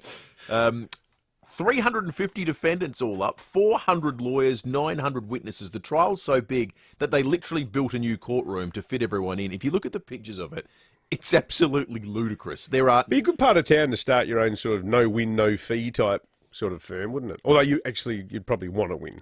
Well, you'd probably, you can't afford to lose. Well, you might as well have no fee if you're going to lose. Exactly. It's not going to be really high on your list of issues. It's not. Well, a lot did lose. 200 people were found guilty. Here's David Shapiro, former FBI head, talking about the raids not so long ago. The key to understanding an organization such as this is not to think of the pyramid. It's more important to think of it as a much flatter organization with many nodes in Panama, Brazil, Portugal, Germany, and therefore it's less vulnerable to an attack on any one node. The scale of this is quite extraordinary, not just in terms of people that turned up in the court. 2,500 police officers participated in the raids that started as early as 2016. Most of the people that were on trial arrested in 2019.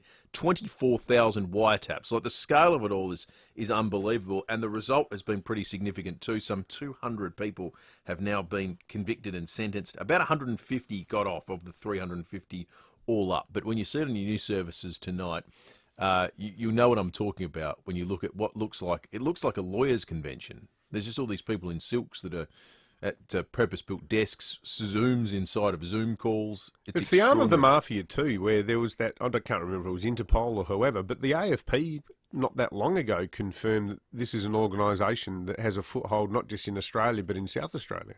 That's exactly right. Yeah, there is a significant presence here.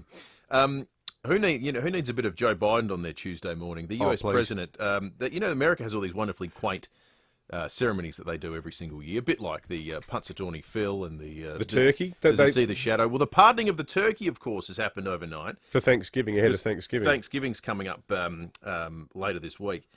So they pardon the turkey because turkeys are on the table, but the White House will traditionally pardon a turkey. Here is the US president doing his duty. That's a big bird, man. I'm impressed. I hereby pardon Liberty Ann Bell. All right. Congratulations, birds. Congratulations. Congratulations, birds. Liberty Ann Bell. He was feeling good, so he started to try and sort of delve more doing a bit of improv into the stand-up space. Just to get here, Liberty and Bell had to beat some tough odds in competition. They had to work hard to show patience and be willing to travel over 1,000 miles. You could say even this harder than getting a ticket to the Renaissance tour or Britney's tour. She's down in, it's kind of warm in Brazil right now. Britney's tour. Britney isn't doing a lot of touring at the moment, I don't think. I think he meant Taylor Swift.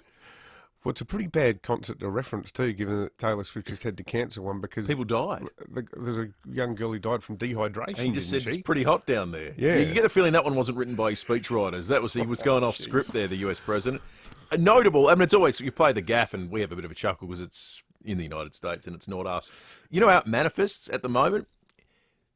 If you do a comparison of your presidential approval rating since the Second World War, Joe Biden's average is the lowest approval rating of any US president outside of Jimmy Carter since the Second World War.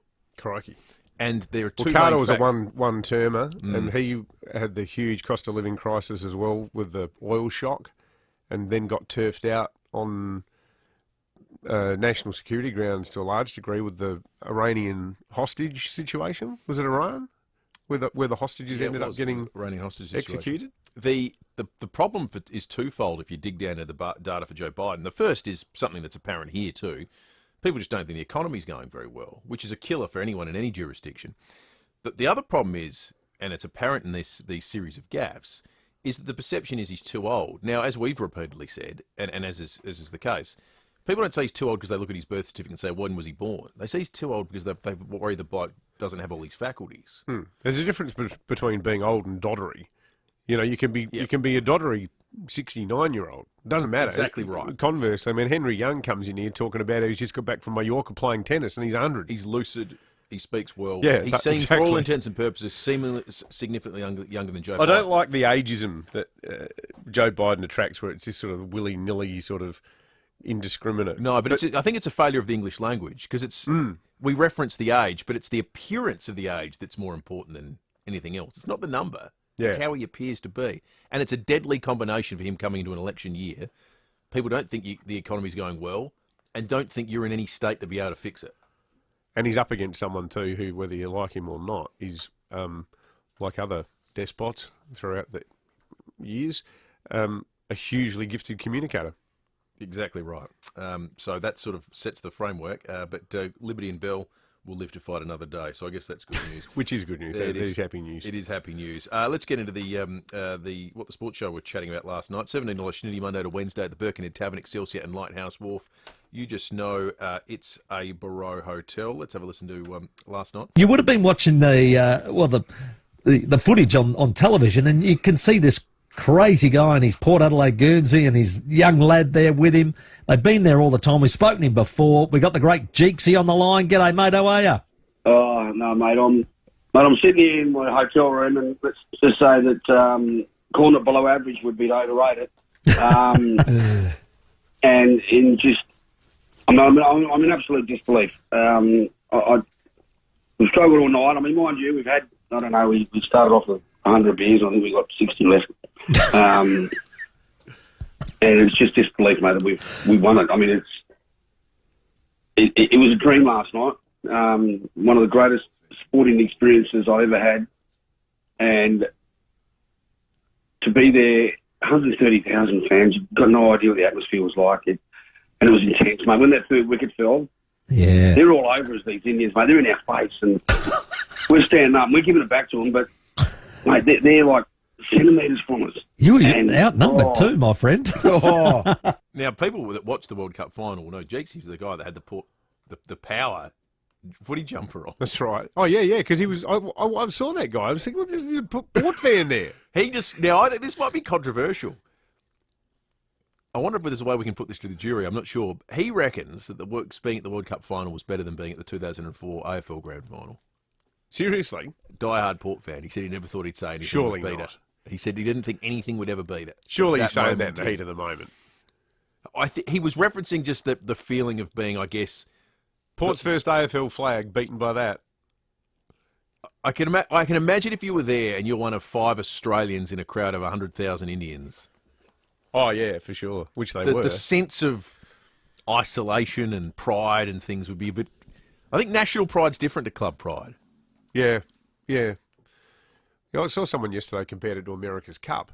I think the sad thing is because the 50-over games dwindled so much, a lot of people still weren't paying attention to it. Whereas 83 galvanised the nation. You know, everyone can remember where they were when we won the America's Cup.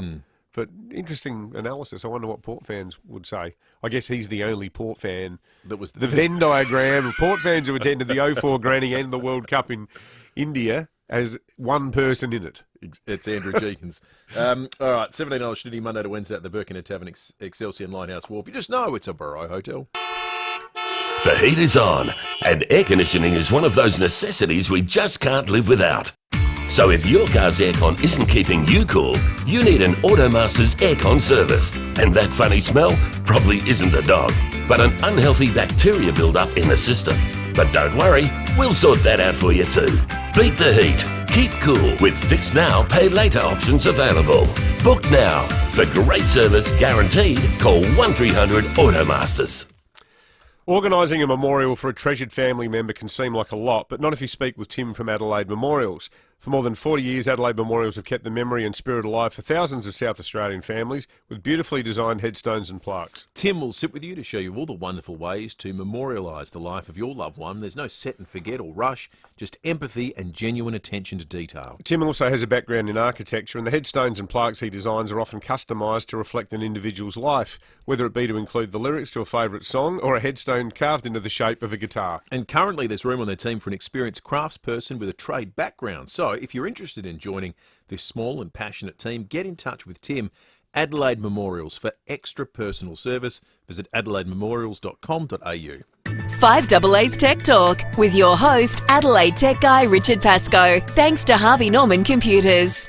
Black Friday has become a huge day for savvy shoppers, and Harvey Norman has big savings on computers. They've taken up to 30% off all Windows 11 computers, including the Lenovo Yoga Slim and Intel Evo device. Powered by a Core i5 CPU, 16GB of RAM and a super fast 512GB solid-state drive, this computer is perfect for work or schooling needs. The Intel Evo platform gives the computer the ability to have instant wake-up for quick boot-ups and a real-world battery life of 9.5 hours. It also comes with a 14-inch 2K resolution screen for a great image. Get the Lenovo Yoga Slim at the special Black Friday price of just $898. That's a saving of $400. Save during Black Friday week at Harvey Norman. Check out this great offer at a Harvey Norman store near you.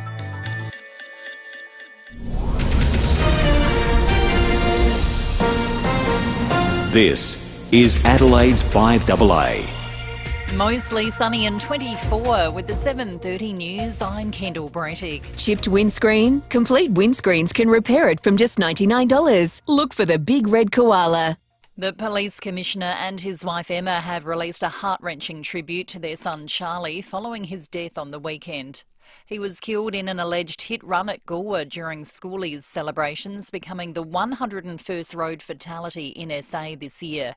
David Pemberthy read the Commissioner's statement on air this morning, saying he wants every life lost on our roads to be recognised as a person, not a number. 101 is Charles Hinchcliffe Stevens. Charlie, you lived life and you gave so much to so many. You're a force of nature, and we will never forget your beautiful, cheeky, disarming smile. Son, brother, grandson, uncle, nephew, cousin, friend, workmate, teammate, so much more than just a number on a tragic tally. Optus is on the hunt for a new chief executive after Kelly Bayer Rosmarin resigned effective immediately. Former New South Wales Premier Gladys Berejiklian is among the names being considered. Optus Senate Inquiry Chairwoman Sarah Hanson-Young's told Today finding a replacement isn't the real issue. We need to make sure we have proper protections for consumers, for the public, for our health services that rely on access to the mobile and internet. And it was a catastrophe of an outage, and we need to make sure that there is fail-safes in place. There just wasn't. The Federal Police Union's demanding more funding to monitor foreign criminals after 93 asylum seekers were released from immigration detention. Among the cohort are hardened criminals, including murderers and rapists. The federal government's seeking advice to put violent offenders back behind bars by introducing preventative detention-style laws similar to those used for terrorists. A man from the US is expected to appear in court today after what Border Force officials describe as a brazen attempt to bring in heroin in personal luggage at Brisbane Airport. Jess Ambler reports. The 65-year-old was questioned by Australian Border Force officers at Brisbane International Airport after he arrived on a flight from overseas last Thursday. Officers examined his luggage where they allegedly found a 2.4 kilogram package of white powder concealed in a laptop bag, with tests later determining it was heroin. He was later charged with importing a commercial quantity of a border-controlled drug, an offence which carries a maximum penalty of life imprisonment. The man was remanded in custody after a brief court appearance and is expected to appear again today. St Andrew's Cathedral School in Sydney could be forced to pay compensation to the family of murdered sports coach Lily James. The 21-year-old was bashed to death by her ex-boyfriend in a school bathroom while returning sports equipment after hours. Her parents could sue the school for gross negligence and breaching its duty of care to her as an employee. In a long-standing American tradition, President Joe Biden has pardoned 2 lucky turkeys ahead of Thanksgiving. US correspondent Lauren Tomasi reports. The annual White House turkey pardon is among the quirkier traditions, with 2 plucky birds riding the gravy train to Washington for a presidential pardon to Thanksgiving dinner. The 2 turkeys this year are named Liberty and Bell, after the famous Liberty Bell in Pennsylvania. But these birds came from Minnesota, and the president says they have a few hobbies. They love Honeycrisp apples, ice hockey. I sure in hell like to see them play ice hockey. A few dad jokes on what is Joe Biden's 81st birthday. He is the oldest president in America's history. Now turning to 5AA Sport. Gliderol Garage Doors, adding strength, safety and style to South Australian homes for over 40 years. Gliderol.com.au. Here's king of the dad joke, Tom Wren. Thank you, Kendall. Let's start with a little bit of football. And a lot of dads happy out there after last night's AFL draft. 3 South Australians have been taken with the first 29 picks of the draft, with the second half to be held in Melbourne tonight. Will McCaig was taken by Hawthorn as a father-son selection at pick 19. Taylor Goad was next at pick 20. He was taken by North Melbourne, while Ashton Moyer went at 29 to Carlton. As expected, Harley Reid was taken by West Coast with pick 1, while the Crows took West Aussie Dan Curtin with the 8th selection. Meantime, Melbourne took Collingwood supporter Caleb Windsor with its first selection at pick 7, and the winger says he wants to be playing the Magpies next year. I saw that what Stephen May said at the BNF night, and that's can't wait to play Pies if I get the opportunity. That'll be awesome now. Well, Harry Suter is hoping to repay the faith shown by Socceroos manager Graham Arnold with a strong performance against Palestine tomorrow. The star centre-back is barely playing at club level in the English Championship after falling out of favour, but says Arnold is helping his confidence. His trust in me that I can go out there and perform is big, so for me to kind of go into every match with not just playing for your country and wanting to play well, but obviously trying to repay his faith in me, because obviously I know my match minutes haven't been great this season. And in Euro qualifiers this morning, North Macedonia is clinging to a 1-0 lead against England. Now, England has already qualified for the Euros, but it's all on the line for Italy and Ukraine, with scores currently locked at 0-0 with about half hour to play. And that's the 5AA Sport. Now to the traffic. Reimagine your home, elevate your life at 88 O'Connell Street Luxury Apartments. See 88o'connell.com. At Medindee, damaged barrier, Main North Road in Nottage Terrace, speeds at 40. Regency Park, a breakdown on South Road near Katina Street, and in the East Parklands, lots of road closures for Adelaide 500, including Catterville Terrace and Bartels Road. Avoid that area on the drive-in this morning. You'll find cameras back to Road Salisbury North and Blue Street at Ingle Farm. It's 30 days, 30 deals time at Macca's. Today's deal, grab a $2 McFlurry. Yes, a McFlurry for just $2. Today, only on the My Macca's app. Adelaide's most accurate traffic on 5AA. Stay cool. Service your aircon at Automasters. And keep cool with Cool Now, Pay Later options. Mostly sunny and 24 today, more of the same tomorrow. Partly cloudy on Thursday, 26, and then showers for Friday, 25. At the moment, 16. More news as it happens on 5AA.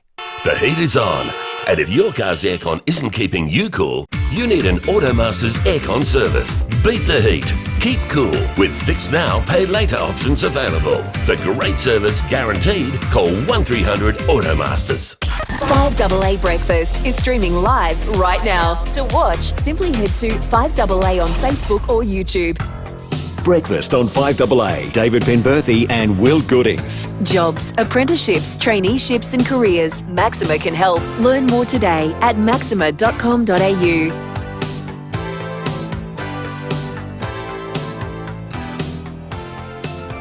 22-8, Phil Curry in the nation's capital in just a moment. The jury trial is not too far away either. You can also call us on 8223 0000 to interact with the program, or jump on and send us a text on the Duttons text line. Experience the all-new Amarok with Duttons Extended Test Drive. Duttons, easy to do business with. Phil Curry from the Fin Review is on the line. Morning to you, Phil. Good morning, Will.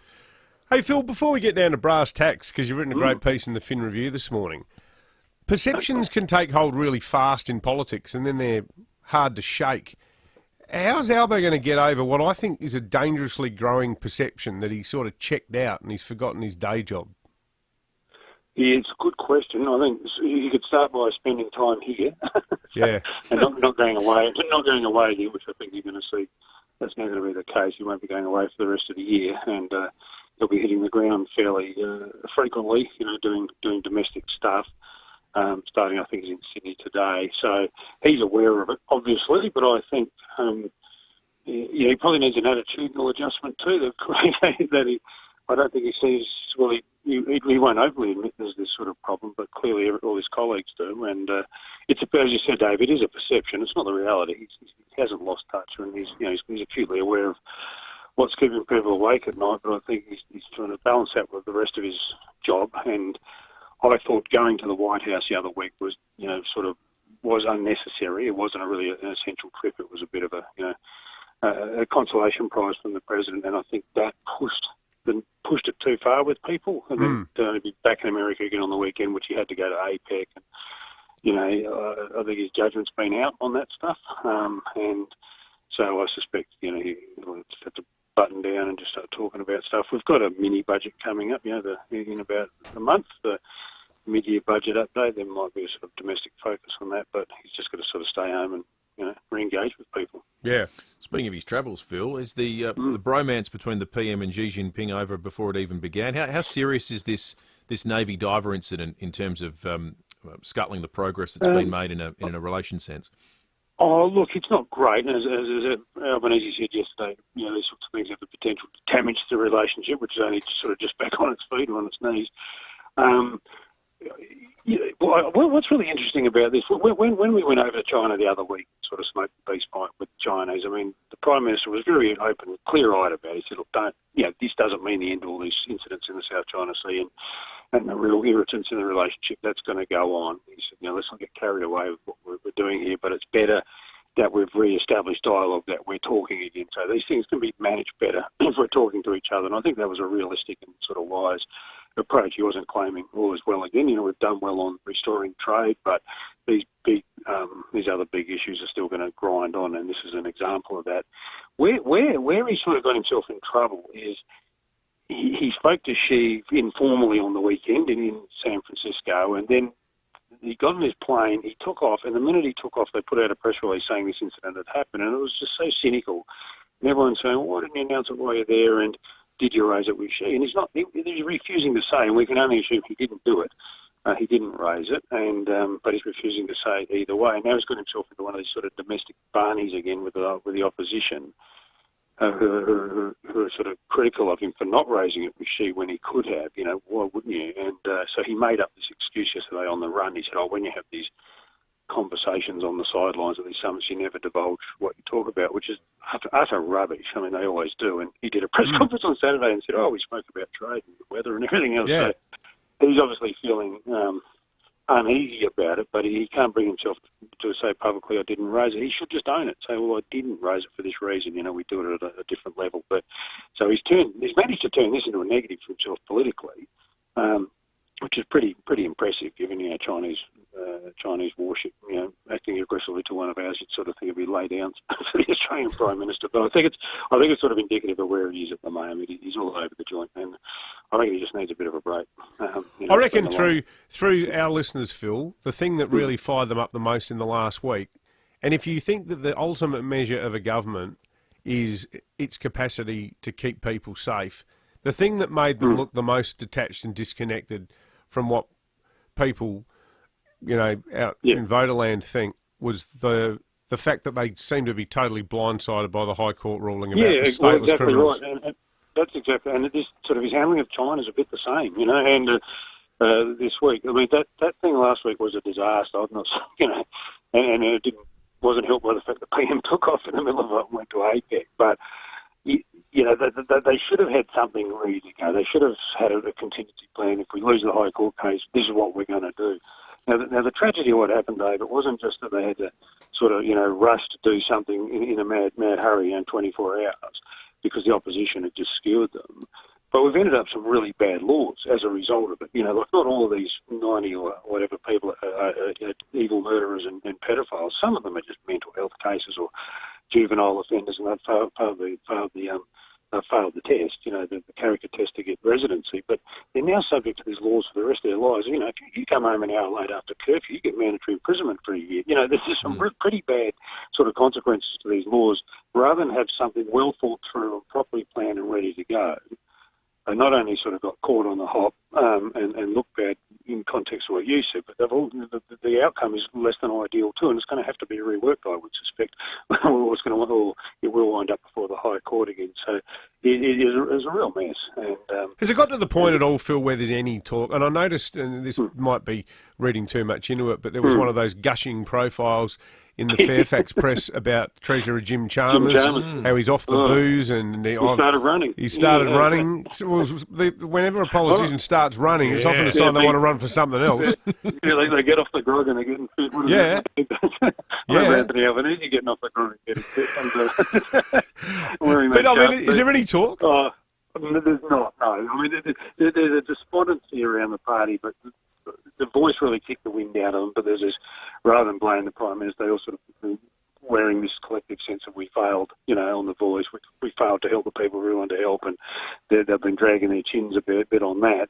But there's no talk about leadership or anything like that. But this time, look, I'll give you a prediction. I reckon we're going to come out of Christmas, and the news poll in February is going to be bad for the government. Because people are going to go home over Christmas or just spend time with family and mates over Christmas talking about stuff, and that's where you tend to see shifts. So I think, they're going to get a bit of a jiggy up on the other side of Christmas. But I would, I'd say, confidently 100%, Albanese will take them to the next election without a doubt. But mate, you've always said, Phil, the last thing you want in politics is a jiggy up. Yeah, more ginger in their pop. But no, look, it's down to the government how they respond over the next the next couple of months. They've got to rein it in, and it's hard. I mean, it's hard. A lot of the problems, a lot of things making your listeners angry and everyone else angry, they can't fix. There's no quick fixes to them, and that makes their job harder. And they weren't being blamed for the cost of living the first sort of year of their time in office. They're clearly being blamed for it now. So, but empathy is, I think, one thing they're missing. They've got to learn how to empathise better. Yeah, for sure. Great analysis, as always, Phil. Phil Curry, the national political editor for the Australian Financial Review. We have a cost of living busting prize for you if you participate in the jury this morning, a $100 Chanella's voucher. Why not try their new chef-prepared family-sized take-home pasta meals tonight? Chanella's, Prospect Road at Prospect. The other thing Chanella's are great for, if you have multiple family get-togethers for Christmas, and the plan is always, well, why don't everyone bring a dish? Everyone bring a dish. If you've got 3 families to go to, that starts becoming onerous. You can bring a Chanella's platter. Yep. You'll be popular. It'll be high quality. Everyone will love and you. And they look good. They look like superb. If you try to make a platter yourself, mine ends up looking like one of those Jackson Pollock paintings. Yeah. It's just all this random stuff Chanella's chucked on the artwork. platter. It is, and they get the ham. They cut it really thick, and then they roll it up into that wonderful tubular shape. Superb. It is superb. Our jury topic this morning is inspired by Andrew Jeekins. In the criminal justice system, all defendants are innocent until proven guilty, either by confession, plea bargain, or trial by jury. This is one of those trials. Andrew Jeekins, mad power fan, went to the World Cup final with his Port Adelaide football jumper on and made the amazing admission. He seemed to amaze himself as he was making it. It was on 7 News last night. He said, I never thought anything would surpass 2004, the Port win at the AFL Grand Final, but the World Cup victory in India has done that. So for the jury trial this morning, we're going to ask you this curly sporting question. What's more important to you, national team success or footy team success? National team good.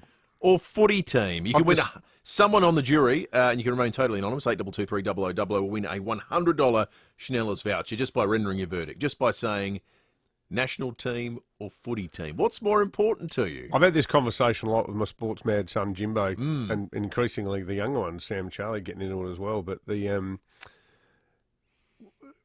would you swap as a Crows fan if by some miracle, and if we'd beaten Argentina, if the men's Socceroos team had beaten Argentina and made it through to the round of 8 and then 4, would you swap a Crows flag for a Socceroos World Cup win? You would, I reckon, Will. I think I would. Yeah. Yeah, I would. I think I would. Yeah. It's the thing that makes that equation unfair is it's far more unlikely. Well, that's right. That's right. But for the purpose of this conversation, I think it's a good thought starter. 8223 Or conversely, what excited you more? Was it 97, 98? Or 04, if you're a Port fan? Or was it maybe the Aloisi goal to get us into the World Cup? Well, we will assemble the jury. Let's check traffic and come back with a verdict in just a moment. Keezer, you're tired of back pain? Try Keezer, KIESER.com.au. Thanks, Will. Roads looking good today. The freeway working well from Stirling through to Glen Osmond. Northern Connector also looking good. At Medindi, damaged barrier to keep in mind. Main North Road near Nottage Terrace and in the East Parklands. Lots of road closed for the Adelaide 500, including to Kettleville Terrace and Bart Towers Road. Just give that whole area a wide berth on the driving today. Hey, look out for a camera. Lions Road and Holden Hill. Phil Moore with PlayStation 5. Beyond the extraordinary, beyond imagination. Save now with Black Friday PS5 deals. Ends November 30. Price and availability vary by retailer. While stocks last. Adelaide's most accurate traffic on 5AA. G'day, what you looking at? Shh. Be quiet. Oh, what you looking at? Oh, well, isn't it obvious? It's remarkable. The detail and finish of Michelangelo with the raw beauty of Monet. I've never seen anything like it. I have. I've got one at home. Drive on it every day. What? What do you mean? That's ridiculous. It's an exposed aggregate driveway. Beautiful. All right, who's the artist? Adelaide Exposed Concrete. Best on ground all year round. Don't just get a forklift. Get a Toyota forklift. Right now, Toyota Material Handling is having a massive clear out of 2022 and 23 plated forklifts. Score great deals across a selected range of new Toyota forklifts currently in stock. Counterbalance and reach forklifts, walkie stackers and more. So if it's 22 or 23 plated, get a great Toyota forklift deal. Visit toyotamaterialhandling.com.au. Get a Toyota forklift. T's and C's apply. Offer ends December 31.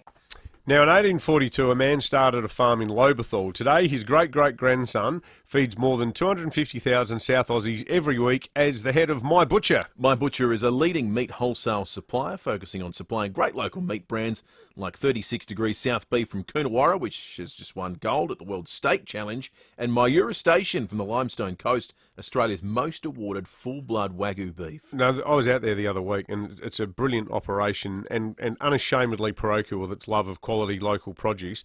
They also supply selected foodlands under the My Butcher brand, specialising in schnitzels. Doesn't get more South Aussie than that. Neither do they, because they've been 100% locally owned and operated since 1999. For stockists of My Butcher products, visit mybutcher.com.au. My Butcher, meat with care. Energy providers are still emptying your wallet, but the good news is that now it's cheaper to generate your own electricity using solar and batteries. NRG Solar's expertise can guide you to owning your energy sooner. As a trusted retailer, they provide you with top-tier solar battery technology, complete with a 10-year warranty, blackout protection, and user-friendly apps for ultimate control. Fight back with NRG Solar and take charge of your electricity. Visit nrgsolar.com.au today. 5AA Breakfast is streaming live right now. To watch, simply head to 5AA on Facebook or YouTube. Breakfast on 5AA. David Penberthy and Will Goodings. If you're living with a disability, injury or health condition and looking for work, visit maxima.com.au. Sometimes you can tell how passionately people feel about a jury topic based on how quickly the jurors assemble. This was a record this morning. We've got a full board of jurors ready to render their verdict on a question of sporting loyalty. What's more important to you, national team success or your footy team's success? In the criminal justice system, all defendants are innocent until proven guilty, either by confession, plea bargain, or trial by jury. This is one of those trials. The jury's assembled, so we can't sway them at this point in time. But the now head of the Property Council and former Socceroo himself, Bruce Gite, just texted into the program and said, Socceroos win for sure. Come on. Good on you, Bruce. Come on, Bruce. Good on you, Bruce. Dare to dream. Let's go to the jury. Our first one may be recognisable. I don't know. They're always synonymous. Juror number one, good morning. I know Jeeksy quite well, and I'm guessing he was probably a dozen deep in celebrations when he called that. I'm going team success, because how else do you wind your mates up? Yes. Footy team, juror number one. Well done, juror number one, whose name may or may not be, we won't say. Juror number two, good morning. Morning, guys. Yeah, look, I think definitely it's great when the Aussies win, but watching the Eagles win in 2018 against Collingwood was amazing, especially because my dad's a Collingwood supporter. So got to go with the footy team. Thank you, juror number two. Juror number three, good morning. Yeah, good morning. No, I think nationally, I was devastated when the Matildas didn't win, but I think nationally. National team, juror number three, thank you. Juror number four, good morning. Howdy. The closer to home, the greater the sentiment. Not just footy team, local footy team. Go only Jets. The ugly Jets. There you go. We didn't specify what level of footy, did we? Juror number five, good morning. Hey, how you doing? Good, Man, Crows fan, the right thing to say is national, but it's been 25 years, so it's got to be the footy team. I reckon that's actually a very important point. Yes. It's a big factor, and this is how recently your footy team's won anything. Juror number six, good morning. Yes, good morning. Definitely national. I think it must be a girl thing. We want everyone to be happy, and it just makes you feel warm and fuzzy and proud to be Australian. And I know boys like, the bantering and what, but I prefer everyone to be happy, so definitely national. Thank you, juror number six. Let's test the gender theory. Juror number seven, good morning. What do you say? Good morning. This is the reason I ran today. Next year, 2024, is 26 years since the Crows won their last premiership. Team, bring it home, Crows. Footy team, thank you. It would be nice to be able to rewatch the grand final that's not available on either VHS or beta, wouldn't it? Juror number 8, good morning. Good morning, boys. I want to go back. American Cup were a team, weren't they? The Australians that won the American Cup. Yep. Yeah, they stuck it up to the Americans. Bloody oath. You're saying national team, juror number 8? Local footy. Yep, all right. Put that one down for national team. 1983. And we'll take one more. Juror number 9, good morning. Good morning. It's not a girl thing. I could stay up and watch the World Cup, and I was so tired. So my dream would be the Crows to win the grand final against Port Adelaide. Oh, dear. The whole state would need counselling. That would be... Probably going to happen one day. Yeah, you'd think so.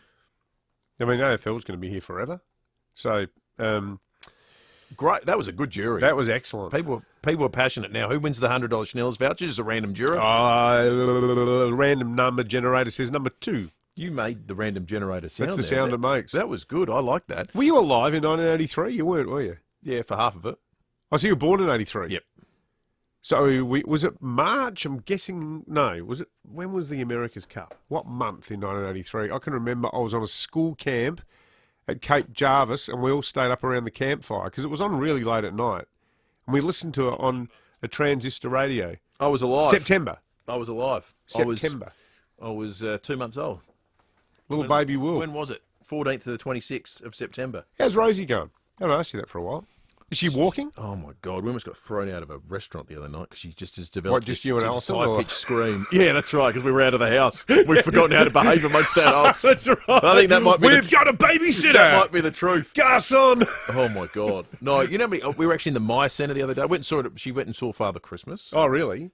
Which was great. She loves bearded men. So yeah, right. She just sees me as a huge disappointment, but, you know, take a number. She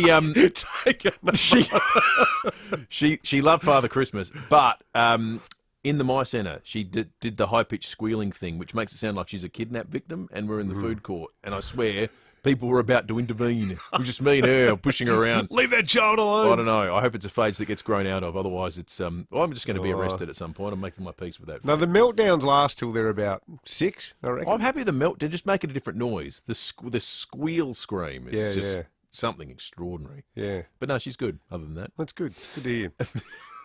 Father Christmas was fun. Happy thing to talk about. 5AA News is coming up. We will have more very shortly. It's a frightening thought, but what if you lost the capacity to manage your financial affairs? If you're not at the helm, who makes medical or health decisions? Who controls the family trust? From the simplest to the most complex wills and estate plans, Donlan Lawyers will answer your questions and help carry out your wishes. For wills and estate planning, visit donlanlawyers.com. That's donlanlawyers.com. Hindmarsh Square, Adelaide, and Ocean Street, Victor Harbour. Over 5,500 Adelaide businesses have said yes to saving money on their energy bills with Yes, your energy saving solutions. What's keeping you? One of the easiest ways to save is by switching out your old lighting to energy efficient LEDs. An on-site assessment can help to design the perfect LED lighting system for your business. And with rebates available, a full upgrade might cost as little as $33. For T's and C's on this unbeatable offer from Your Energy Saving Solutions, go to yes.net.au. That's YESS.net.au.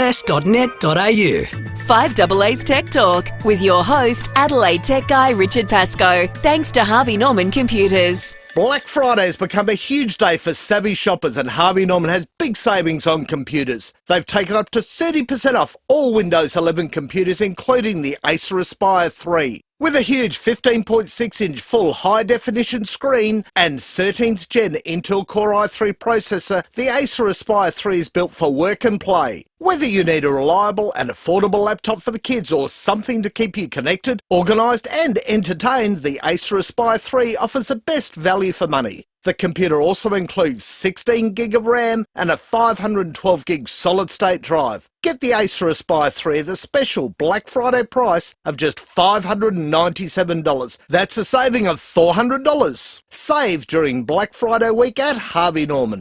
Check out this great offer at a Harvey Norman store near you.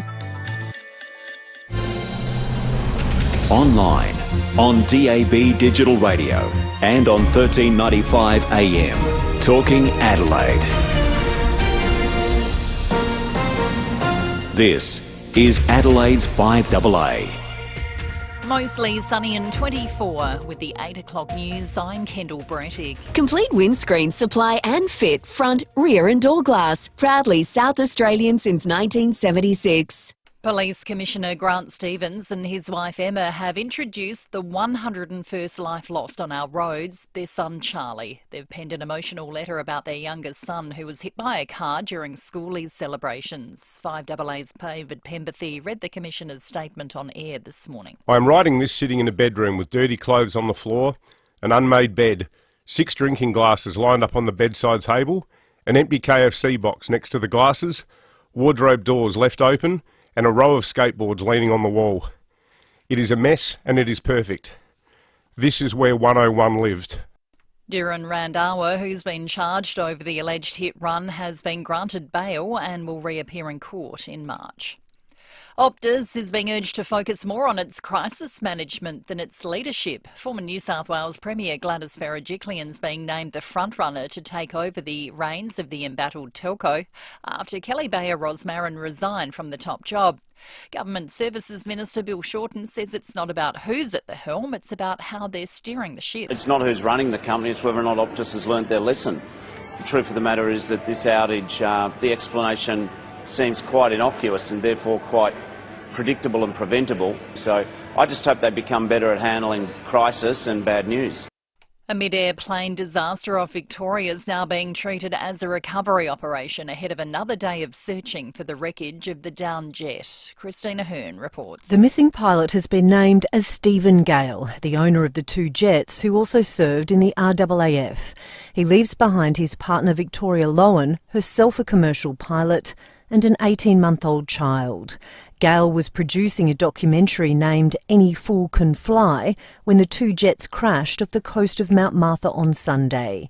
Filming inside the doomed plane was accomplished cameraman James Rose.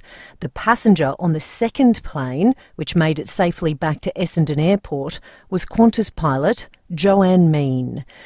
Violent offenders released from immigration could soon be back behind bars. The federal government seeking legal advice on using preventative detention-style laws to re-detain non-citizens who've served jail time for rape and murder. 93 people have been released after the High Court ruled indefinite detention was unlawful. The parents of at least 32 Israeli children taken hostage by Hamas are hopeful a temporary ceasefire being negotiated will come to fruition. Thomas Hand's 9-year-old daughter's among those missing. He's pleading for everything to be done to bring her home. She must be saying every day, "Where's my daddy? Where's my daddy? Why isn't he coming to save me?" It must be going through her head all the time, "Where's daddy?" And that's what I'm living through. That's what we're all living through. Colombian pop star Shakira has reached a settlement with tax authorities after failing to pay $24.1 million between 2012 and 2014. Under the deal, the singer will pay $11.6 million. And Prince Edward, the youngest son of the late Queen Elizabeth, is in Sydney for a 3-day visit. The Duke's promoting the Duke of Edinburgh program. The award recognises young people for their excellence in volunteering, fitness and outdoor skills, formerly overseen by the Prince's father, Prince Philip, before his death. Now turning to 5AA Sport. Gliderroll Garage Doors' new Platinum and Native Series sectional doors are here. Gliderroll.com.au. Here's Tom Wren. Thank you, Kendall. The AFL's newest #1 draft pick can't wait to test himself against Richmond great Dustin Martin. Harley Reid, who joined West Coast last night, has been compared to Dusty due to his fend-offs in the junior ranks. A powerful midfielder from Tongalo, Reid says he wants to lay a don't argue on the triple Norm Smith medalist. I have to test it out on him. He's obviously had that trademark for him, so I've obviously looked at him and seen him do that and look up to him, so I think that's something that he does real well, and hopefully that I can implement that to my game at the highest level too. The Crows took promising tall defender Dan Curtin with their first selection at pick 8.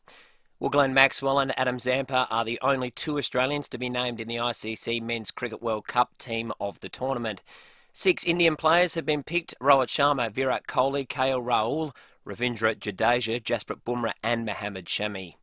Meantime, the Redbacks have gone down to WA in a one-dayer at the Wacker by 6 wickets in their match overnight, which leaves SA sitting on the bottom of the one-day table. Well, the Socceroos are expecting a much tougher assignment when they meet Palestine in their World Cup qualifier tomorrow morning our time.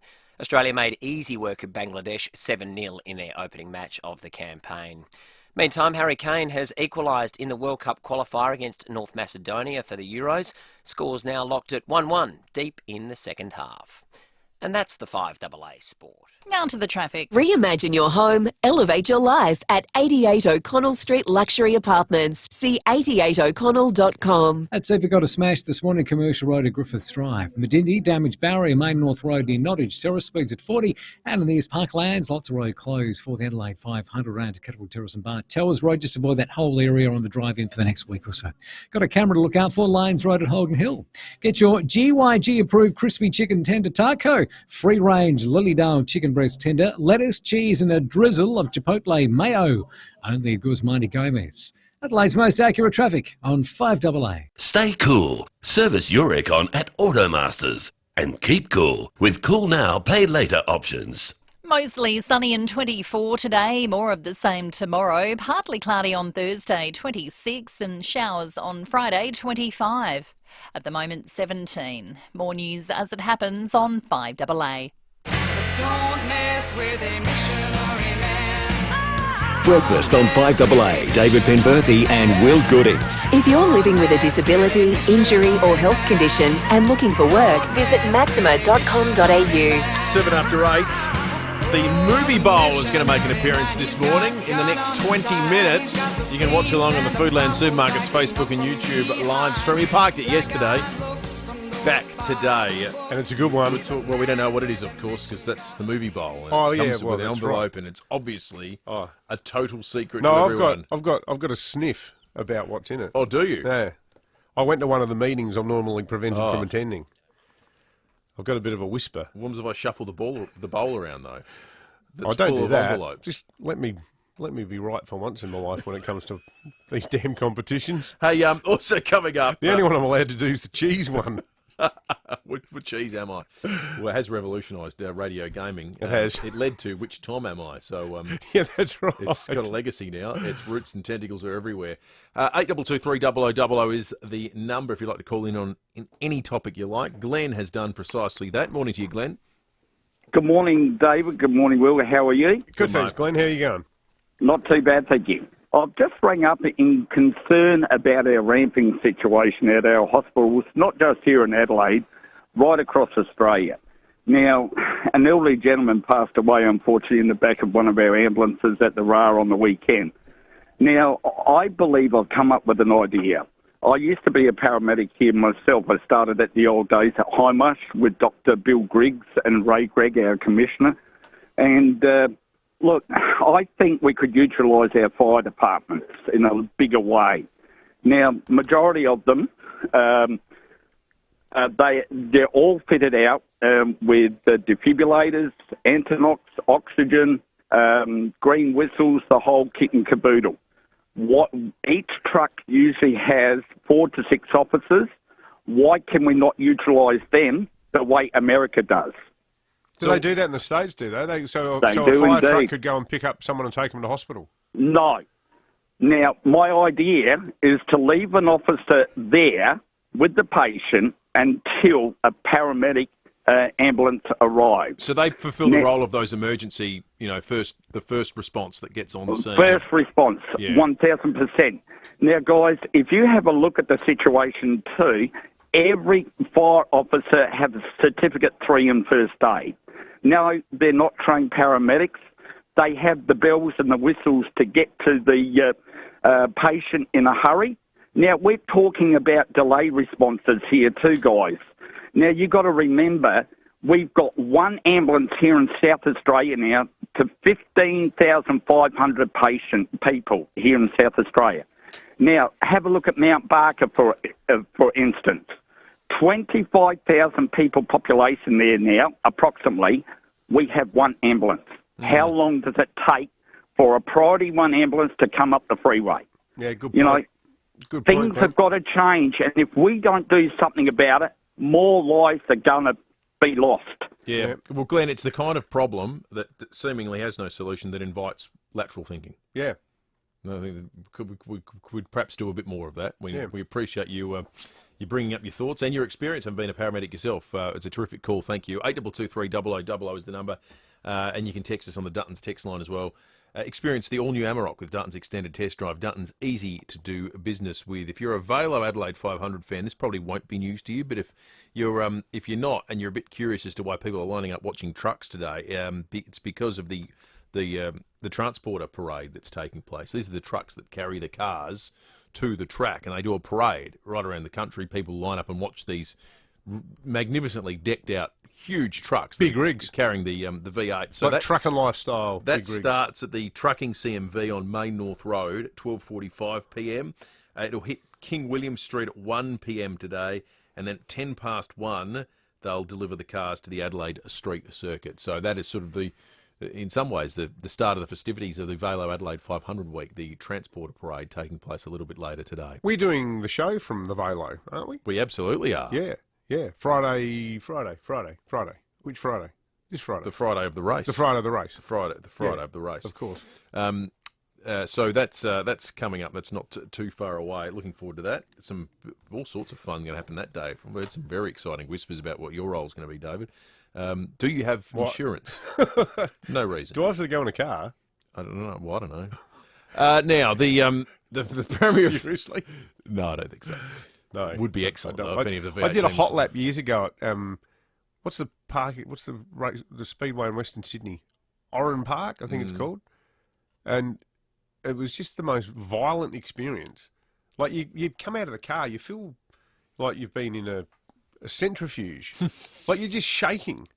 It's incredible. Yeah, I felt like Leo Wanker wearing the flame-proof Dax as well. I wanted someone to have a go at me with a fire extinguisher when I got out of the car. Some other things going on around Adelaide and the world today. The Premier of the state, Peter Malinauskas, was on the Today Show a short time ago talking about his new baby boy. Mum's doing really well. She's a superstar. George is our fourth, and we don't have plans anymore. So, but Annabelle's she's a superstar. I don't know how she does it. I'm literally in awe. Like a bit of a rough night last night, but managing it well this morning.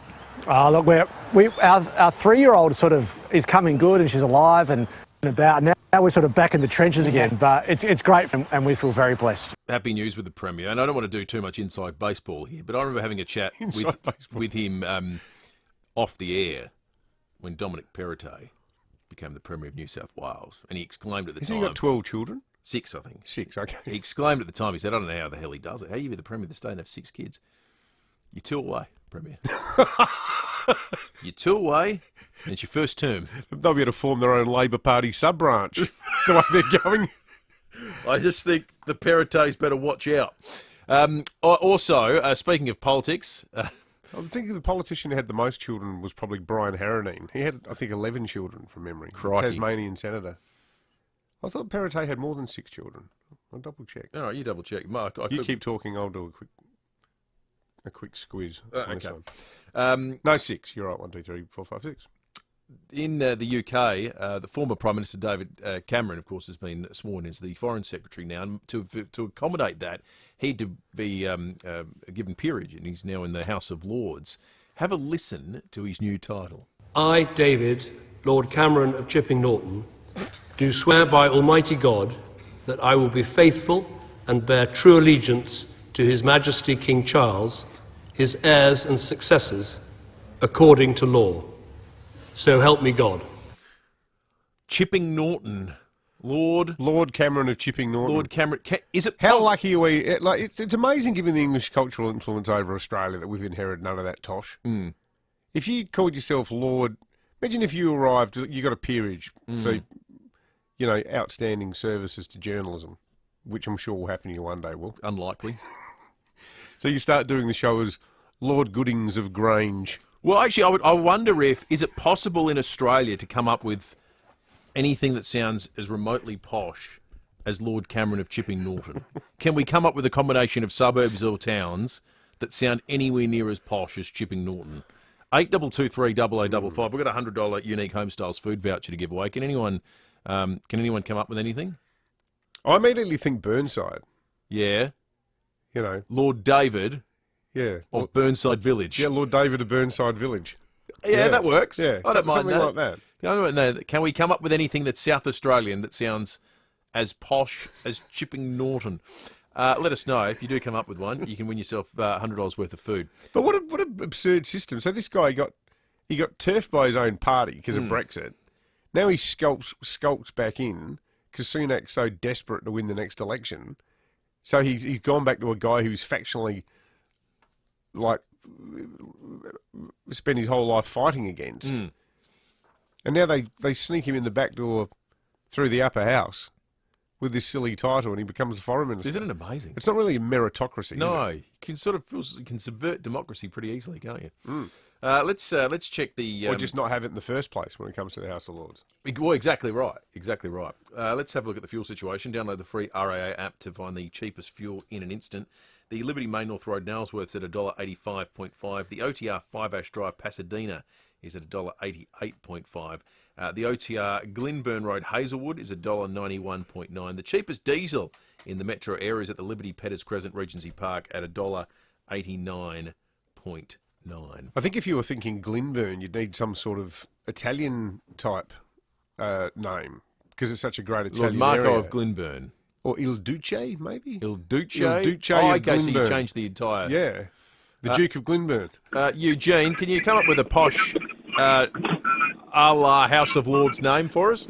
Oh, look, you know, you could do Lord James of Kington, but that's not Australian, so we'd do Lady Sharon of Davron Park, I think would be the, would be the, you know, Lady Shazza would be the... Lady Shazza. Lady Shazza. That's got a great ring to it. I think that's of Davron Park. Damo, what do you think?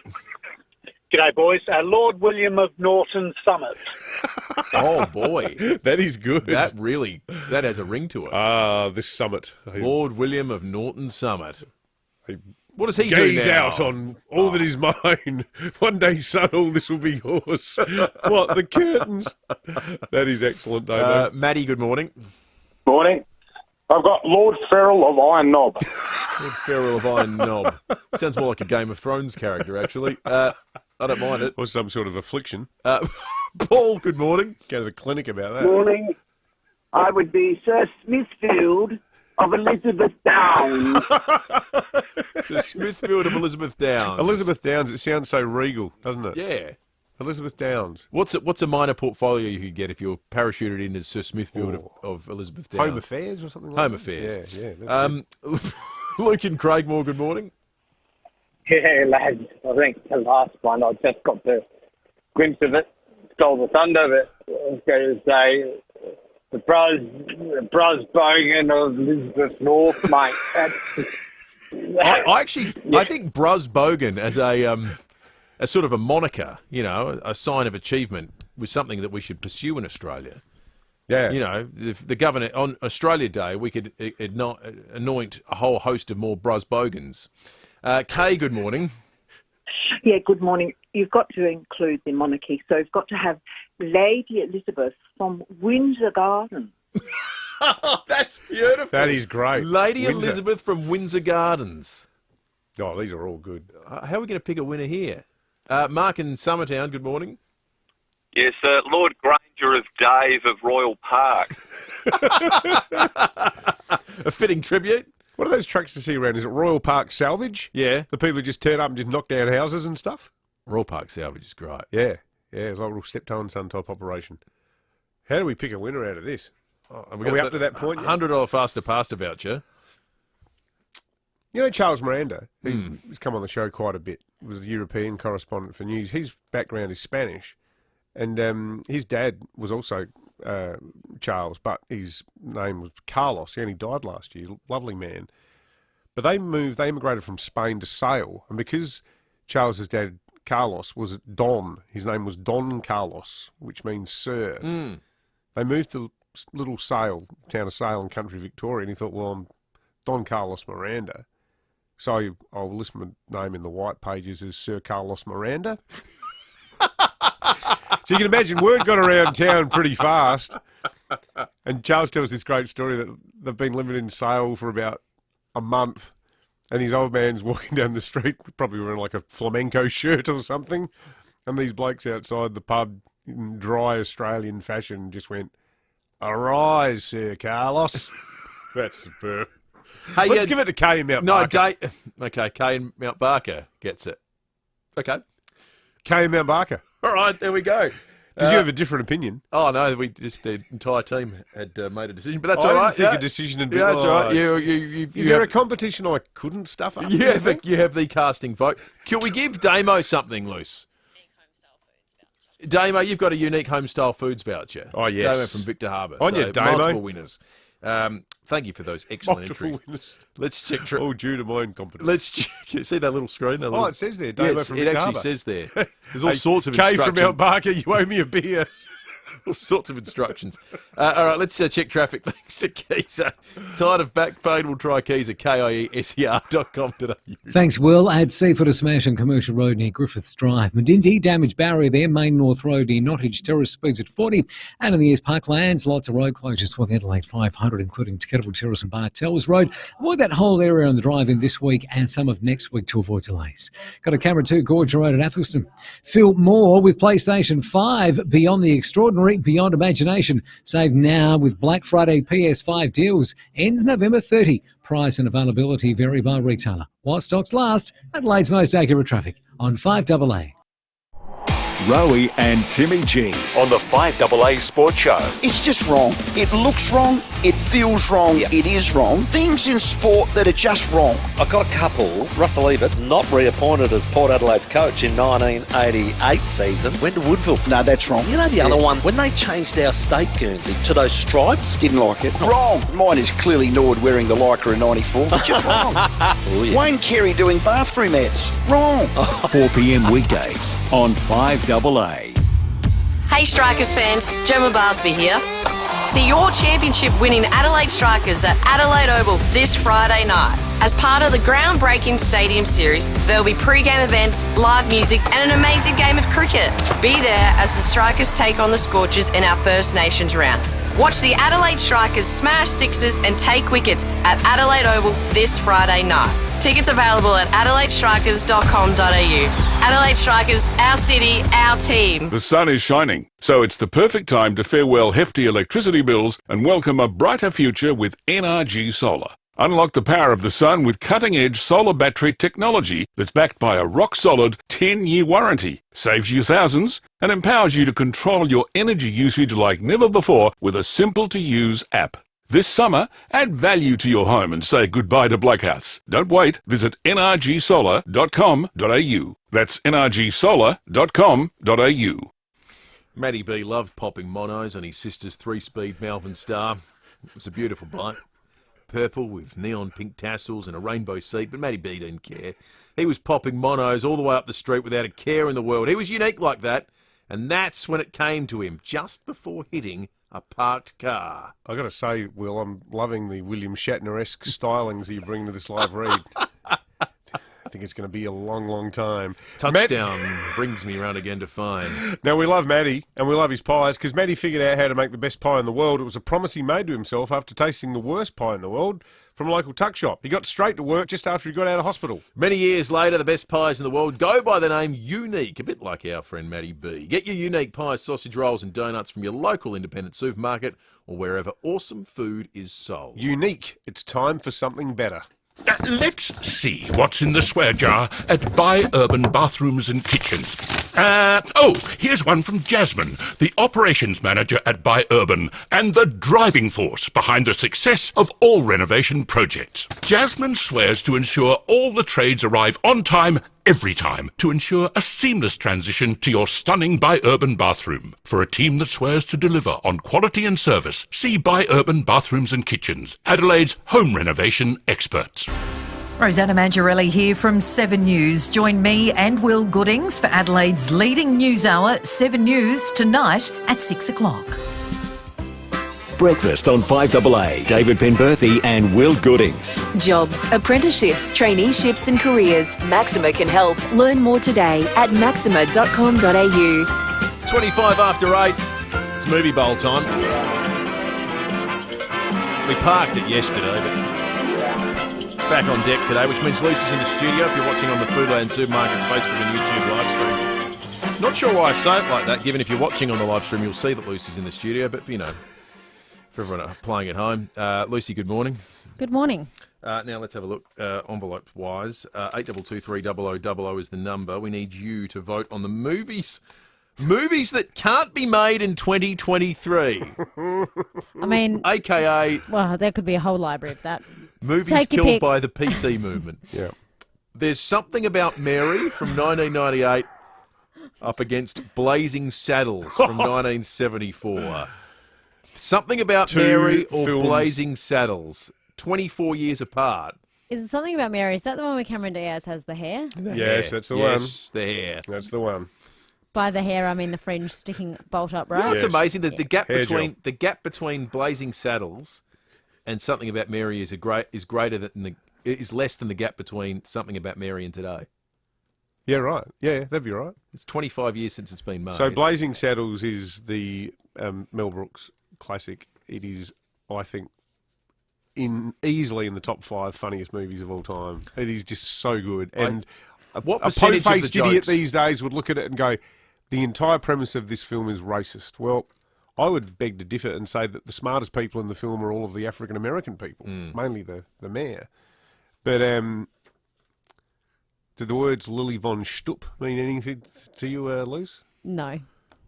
Perhaps not yet. 82230000. Let's get Madeline voting. Kahn, was she the actress? She died young. There's Something About Mary v Blazing Saddles. Sue in South Plimpton, good morning. Good morning. Blazing Saddles. Absolutely. Thank you, Sue. Beautiful, Sue. I suspect it's going to be a runaway here. Wayne, good morning. It's definitely Blazing Saddles. Yeah, all the way. Thank you, Wayne. Good on you, Wayne. Debbie in South Plimpton, good morning. Good morning. I'm going to go Something About Mary. And can we say, I don't think they'd be able to make Spinal Tap in these days. Yeah, I know. You know what they can't make these Probably days, Debbie? Comedies. Yeah. Because someone's always the butt of a joke. It's not sexist. It's sexy. Danny, good morning. Good morning. How are you guys? Good, mate. Good, thanks, Danny. I remember seeing this film down at Glenelg when they had a cinema down there on Jetty Road, but Blazing Saddles by a mile. Yeah. Thank you, Danny. Good on you, Danny. Ben in Harndorf, Donnie, good Danny. morning. Blazing Saddles, second to none, gentlemen. I think it's got it. I've never even heard of Blazing Saddles. Oh, Lucy, you're going to love it. I don't know. No, actually, I no, shouldn't you say won't. that, because sometimes If we the can kiss play of death. nearest to the pin, I'd be stunned if Lucy gives this more than a 2. What in the wide I'd be world of absolutely sports blown is away. going on? Really? You think it's going to be on par with whatever that Tom Cruise car movie was, don't which I think- gave 1.5? No, I think there's a certain, particularly the ending, I think there's a sort of surreal... I don't reckon. Comic I'd be stunned. Frenchness, dare I say, to it as well, that might work with you, Luce. Maybe you're just going to be looking at me tomorrow going, you're an idiot. I'm catching up with my dad this afternoon. So, Dad, we're watching Blazing Saddles. Oh, no, he'll know it. Your dad will go, thank you. He will be so excited about watching it. Dead set. All right, Bill, we've got a movie date. All right, the review comes Bill's tomorrow. gonna be a Thank happy you, man. Luce. The review is something we're all looking forward to. That'll be on a Wednesday morning, an impromptu movie review after 8 o'clock. 5AA News is coming up. Back shortly. Shop, meet new friends, watch reruns of your favourite TV shows or movies. But there's one thing you should never do online, and that's your will. From the simplest to the most complex wills and estate plans, Donlan Lawyers can answer your questions and help carry out your final wishes. For wills and estate planning, visit donlanlawyers.com. Hindmarsh Square, Adelaide, and Ocean Street, Victor Harbour. Mawson Lakes Mazda's 2023 Play Clearance Sale is on now. Discover amazing deals across the entire range, including free on-road costs on all cars. That's right, free on-road costs across the entire Mazda range. Hurry in to find your perfect model and colour. The sooner you get to the showroom, the better your chance of scoring your dream car. Mawson Lakes Mazda, just a short drive from the city, Salisbury Highway.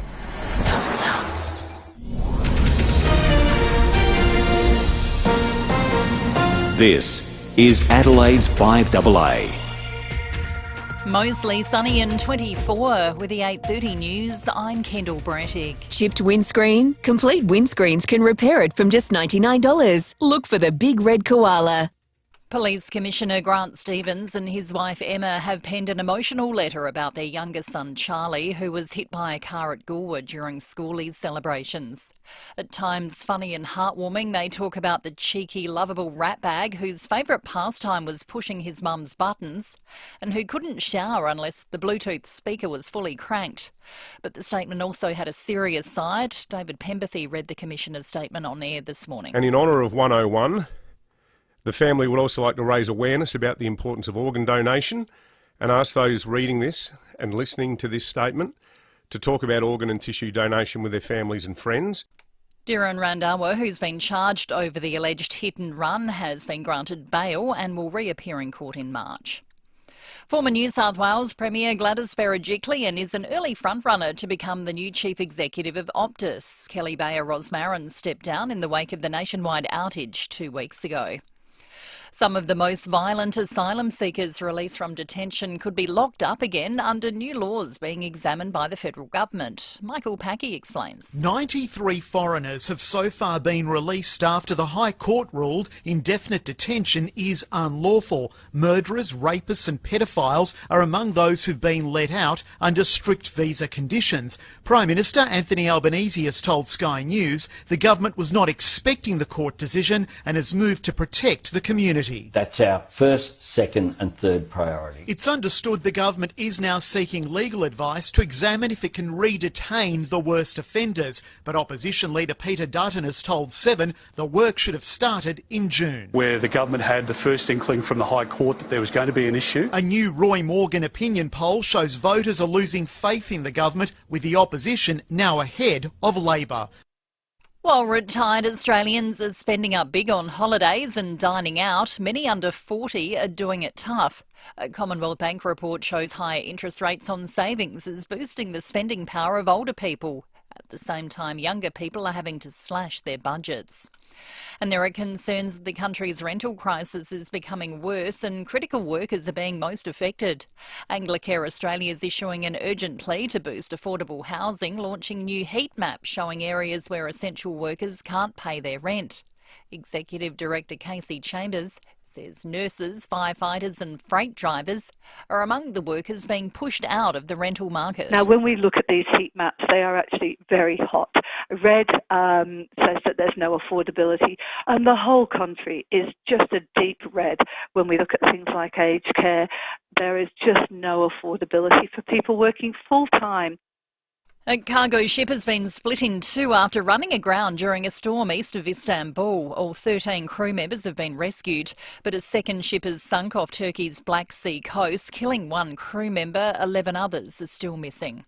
An Oscar Pistorius could win his freedom at an emergency parole hearing this Friday. His family and lawyers are confident prosecutors will free the Olympic champion after he was jailed for the shooting murder of model Reva Steenkamp back in 2013.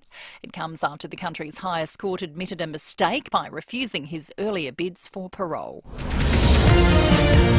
Now turning to 5AA Sport. Gliderol Garage Doors, adding strength, safety and style to South Australian homes for over 40 years. Gliderol.com.au. Here's Tom Wren. Thank you, Kendall. Adelaide has taken 3 players on the opening night of the AFL draft. The Crows took West Aussie key defender Dan Curtin with their first selection at pick 8, followed by Charlie Edwards at 21, who can play in the midfield and defence. And he sent this brief message after being selected. Hey Crows fans, Charlie Edwards here. So grateful to the Adelaide team, ready to get over to SA and get stuck in, and so keen for 2024. Go Crows. And with their final selection at pick 27, the Crows took another defender, Oscar Ryan. The draft will continue tonight with Port Adelaide set to have its first pick. Well, the Socceroos are gearing up for their second World Cup qualifying match in a week when they take on Palestine in Kuwait tomorrow morning our time. Meantime, it's full-time in Euro qualifiers this morning with North Macedonia and England playing out a 1-1 draw, while it was 0-0 between the Ukraine and Italy.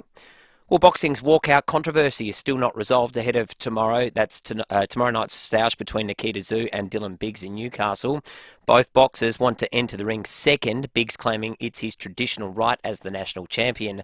Tszyu taking aim at Biggs in their pre-fight press conference. Stop being such a brat about it. This is it's the promoters, it's their show. My promoters, they're the ones that are putting up the big bucks to create this event, and when you get the call to come out, you come out. And the Redbacks have gone down by 6 wickets in their one-dayer against Western Australia at the WACA overnight. And that's the 5AA Sport. Now to the traffic. Reimagine your home, elevate your life at 88 O'Connell Street Luxury Apartments. See 88o'connell.com. At Seaford a smash on Commercial Road near Griffiths Drive. Cumberland Park, collision on Cross Road at Goodwood Road, and Mediddy damaged barrier at Main North Road in Nottage Terrace speeds at 40. In these parklands, lots of roads closed for the Adelaide 500 affecting Kettlewell Terrace and Bartels Road. Just give that whole area a wide berth this morning to avoid delays. Got $5? Get lunch at OTR. All sandwiches, all made fresh daily, all for just $5. Even triple sandwiches, Monday to Wednesdays at OTR. Adelaide's most accurate traffic on 5AA. Stay cool. Service your aircon at Automasters. And keep cool with Cool Now, Pay Later options. Mostly sunny and 24, more of the same tomorrow, partly cloudy on Thursday 26 and showers for Friday 25. At the moment 18. More news as it happens on 5AA. So, you want to do your bit for the planet? Drink Flurio Milk Company milk. Now available in a glass bottle, no plastic, no waste. Flurio Milk Company have partnered with the Udder Way to bring you milk in a glass bottle. Look for milk refill stations in your supermarket, purchase your own glass bottle, fill it, take it home, drink it and bring it back to use again. No plastic, no waste. Visit fluoriomilkco.com.au for locations. It's back. The Velo Adelaide 500, Australia's largest domestic ticketed motorsport event, is this week with 4 days of non-stop action. And thanks to Boost Mobile, they've got the ultimate Black Friday offer. Buy one Saturday pit straight adult/concession reserve seat and get one free. Enjoy a huge lineup of on-track action, including the Supercars Top 10 Shootout and first 250-kilometre race, plus 6 other support race categories. Then party into the night at the after-race concert featuring Icehouse, Baby Animals, the Screaming Jets and Australian Rock Collective. That's 2 Saturday pit straight seats for $164 uncovered or $186 covered plus transaction fee. That is a great lineup. I love the Baby Animals and Icehouse, of course. We can get together. Icehouse were there last year, weren't they? And then there was some drama. That's such a good band. Yeah. We can get together. Illness. It was one of the all-time great songs. So the offer ends 5 p.m. this Friday. Limited seats available. Supported, as I said, by the great people at Boost Mobile. T's and C's apply. Check out the website adelaide500.com.au to buy now. 5AA Breakfast is streaming live right now. To watch, simply head to 5AA on Facebook or YouTube. Breakfast on 5AA. David Penberthy and Will Goodings. Jobs, apprenticeships, traineeships and careers. Maxima can help. Learn more today at maxima.com.au. 22 minutes to 9. I was talking yesterday to Matt Nairn, who's a cracking police officer here in South Australia. Devoted his life to protecting the community, and he put me in touch with our next guest, Sergeant Jody Lee Black, who is involved with Police Legacy. It's an organisation which in a happier world would not even exist, because it's there to care for and tend to the families and partners of police who make the ultimate sacrifice in the line of duty. Jody Lee's on the line now as President of SA Police Legacy. Jody Lee, thanks so much for your time. Good morning. Thank you for having me. Clearly a terrible week in the history of SAPOL. Everyone is devastated by what's happened to the Commissioner's family with the loss of young Charlie. Coming as it did, though, on the same day of another fatality, and this one in the line of duty down in the southeast with Brevet Sergeant Jason Doig. You're absolutely right. It's been a shocker of a week for police. We're all feeling it very much. So tell us a bit about Legacy, because I think it's one of those organisations that sometimes people probably get a bit of an idea in its head that its work is not as current as it is. But you've got so many people on your books who you're helping. Oh, absolutely. Yeah. Legacy was started back in 1989. Basically as a widows support group, but it has evolved so much from there, where we're offering sort of all of family support and even member support for our police members themselves in a myriad of ways, whether it be social support with outings, getting perhaps the children of deceased members together to share experiences and have some fun and stuff like that, but also financial support. We can help out with school fees, wellbeing grants. If they want to do, I don't know, dance lessons or something like that, we can help out with that. Driving lessons as they get older. And also for our current members, member health grants if they're facing serious illness or injury, bereavement grants if they lose a member of their family, and again, emotional support, which is probably one of the most important. How's the profile of the people that you support changed? I'm just, as you were speaking, Jody, I was thinking that historically, I'm sure that Legacy was supporting families whose primary breadwinner or perhaps only salary had either died or been injured in a way that can't work. But I'm guessing now, listening to the back end of that answer, a lot of the support you do is for people that have maybe suffered mental or psychological afflictions that mean they can't work. That's right, yeah. We're sort of moving more into that space now. We've had a fairly big campaign going in the last couple of months that to get our members aware that we are expanding our services. We're trying to offer more of what is relevant today, and we're always trying to upgrade and listen to our members to find out what they need and alter our services or add to our services to include those things.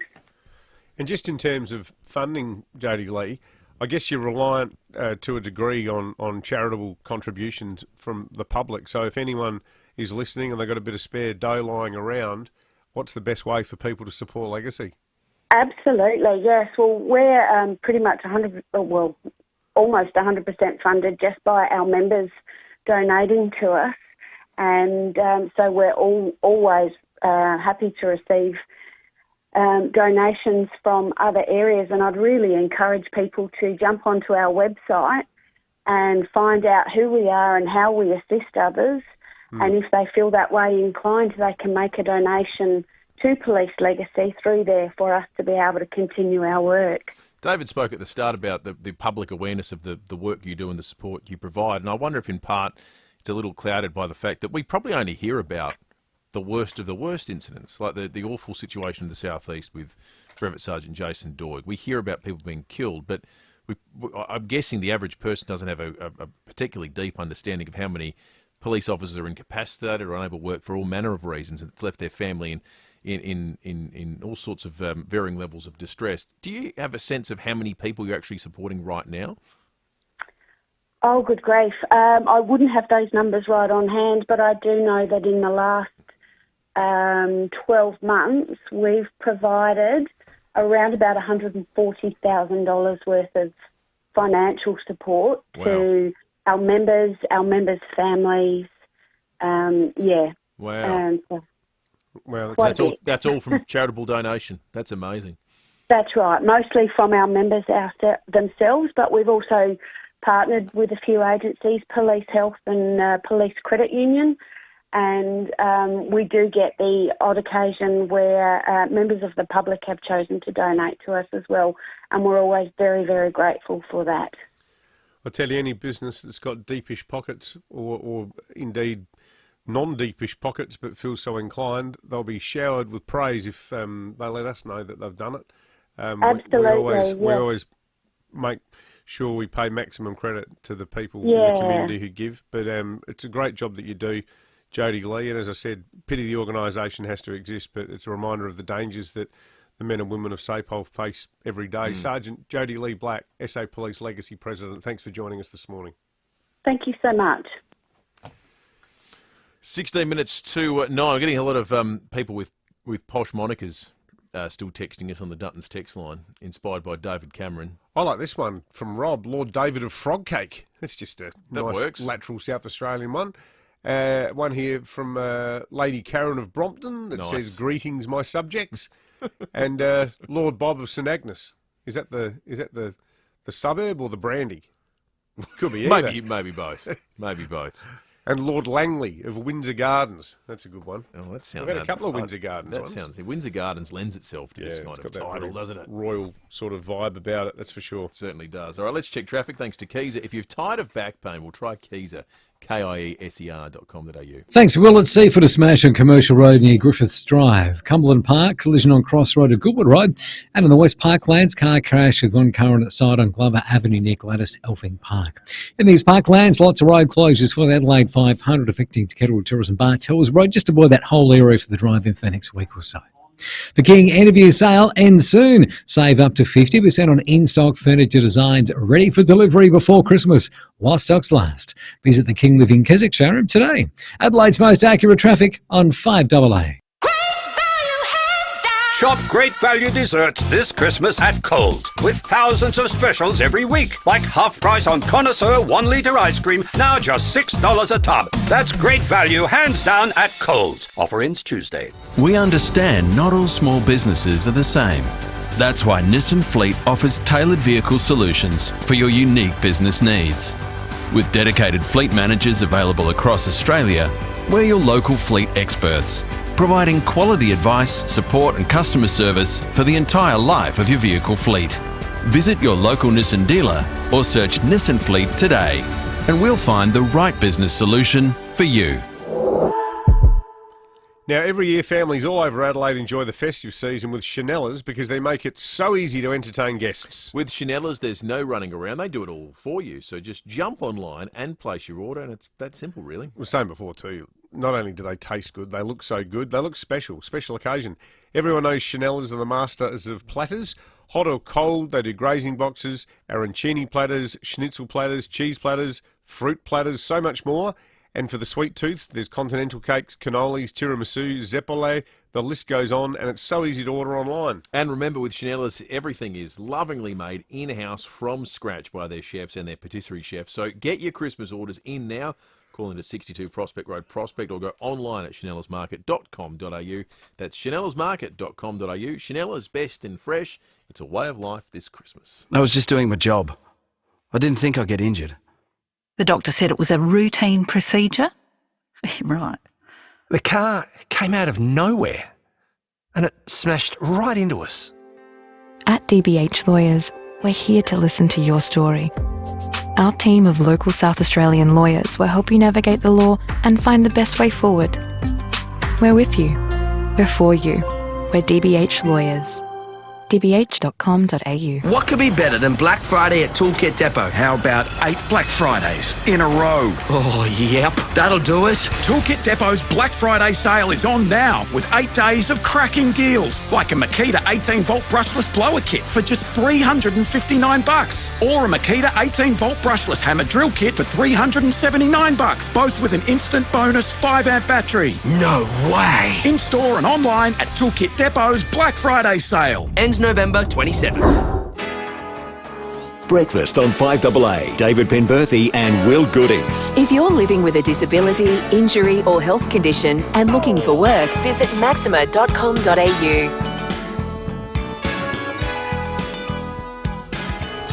12 to 9 on your news services tonight. I've no doubt on 7 you'll see the extraordinary vision that's come to light of a Yemeni-backed group, well, Yemeni-based, should I say, a group of militants who have attacked an Israel-linked cargo ship in the Red Sea and taken 25 sailors hostage. The group is saying they're going to target more ships unless Israel ends their war against Hamas in Gaza. The group is Houthi militants, so they're backed by Iran, but based in Yemen. If you're sort of trying to get the geography of all this right in your head, Are they Israelis, or is it is there a more tenuous link to Israel with the ship? Well, this is where it gets complicated. They say it's an Israeli-backed ship. Well, the ship itself might be owned by an Israeli billionaire, but it's operated by a Japanese company. So you've got this peculiar situation now where the Japanese foreign minister is negotiating with Houthi militants based in Yemen about their opposition to a conflict that's taking place in Gaza, in Israel. I imagine for people on board, of which there's no Israelis on board, this has all been very confusing and quite scary. They used a helicopter to get on board. They rappelled on board, and you can see them with what look like assault rifles taking control of the ship. These poor blokes on the bridge. There's no cargo on the ship, by the way, either. It's not like there's anything on board you'd like to get a hold of. It's a cargo ship that was entirely in transit. So the Japanese government currently are the ones taking carriage of negotiations to get the crew free and indeed the return of the ship, which is obviously a secondary concern. The ship is called the Galaxy Leader. It is just the most extraordinary footage, and I'm sure you'll see a lot of it over the course of the next 24 hours. It's just madness and confirmation again, the role of Iran as a chief sponsor of terrorism throughout the region. Well, it was with a somewhat heavy heart, not just a sore head, but given the circumstances surrounding schoolies this year, even though the actual schoolies camp is a controlled environment there in Victor Harbour, but obviously the tragic events with the death of Charlie Stevens cast a pall over schoolies. There were a lot of parents yesterday morning who were pretty emotional picking their kids up. Most of the kids, I think, were pretty philosophical about it. Not in a callous way, but just, being 18 together with their friends. But we've got one of the students who was down at Victor for the weekend, Sonia Walker, one of the class of 23, who attended schoolies. Sonia, thank you so much for joining us. Can I start by asking you, which school did you go to and how many of your mates did you have down there with you? I went to Victor Harbour High School, and we had pretty much nearly, I think, our whole grade there. Yeah, right. Well, it's nice and local to have schoolies there, isn't it? You don't have to travel, I guess. No, very helpful with that. Yeah. Was it a bit weird given the circumstances this year? Yeah, I think what happened, I think I put a little bit of a downer on the first couple of days, but I think everyone picked up and they were very supportive of each other, and I think that helped a lot. Yeah, my son was down there too, and it's one of those things I think as a parent, you need to talk to your kids about it, but you need your kids to sort of, more importantly, talk to each other about it, because Jim was saying they had discussions with their friends about what had gone on, and it sounds like it was quite a sort of, reflective and thoughtful sort of get together. But yeah, it was a bit of a shock, but I think we all rallied together, and yeah, that was really good. Important too, given how crazy your schooling has been, because for 3 of the 5 years you were at high school, it was like, are we doing remote learning? Are we going to school today? Yeah, it was pretty stressful, but I think we all got through it and had a great celebration at the end, which is really good. Yeah. And no one played up too much. Encounter Youth, they do a good job with the volunteers, don't they? Oh, yeah. And the green team was, really amazing. They were very helpful, happy to help, hang out, have a chat. If you needed anything, like putting your tents up or anything, they were there carrying around hammers and just offering the help when they wanted to. It was great. Yeah. Did it feel... Yeah. I mean, the awful incident that took place down there, Sonia, must have felt awfully close to you and your social group as well, I imagine. Because Oh, sorry, no, you go. Yeah, no, I think you were just going to finish the sentence for me. The person alleged to have been behind the wheel went to school at our with school, you. our grade, yeah. It was a bit of a shock to all of us, I reckon, because he's only just come this year and he was pretty quiet, but yeah, it's a bit of a shock. Wow. Yeah. Yeah, well, it's all before the courts now, so we're keeping well away from discussing it. But what's the future hold for you, Sonia? Are you going to kick back and relax, have a gap year, or are you going to rip right into work or study, or have you got any plans? Well, I was thinking of maybe joining the police force after really? a couple of, after maybe doing a Bachelor of Criminology. Yeah. Cool. Oh, that's a great idea. Well, our friends at the police will be delighted. They'll be happy to hear that. They're hiring. Do you have any police in the family, or is that just something you always wanted to do? No, ever since I was in kinder, I've always loved the police and thought they were really great. My school had a program where the police would come in and just do sessions with us, and I thought it was a great way to give back. And yeah. We have a good relationship with a lot of the police. They often come in here and people we chat with, and maybe one day, Sonia, we can be talking to you. We do a police cross every day. You could be coming. You're doing a good job now. You could tell us what sort of things have been attended to overnight and so forth. That'd be really good. Yeah. Was it fun? Has it been fun growing up in Victor? Have you been a Victor Harbour girl all your life, Sonia? No, I actually only came last year. I've travelled around Australia a bit. Born in Adelaide, then we moved to Tassie for 9 years, Melbourne for a year, Kununurra, Western Australia for another year, and then Queensland for about 5 years, and then moved down here again. So I travelled around a bit. Covered a bit of distance. Did your folks do different in the military, or what was the reason for all that?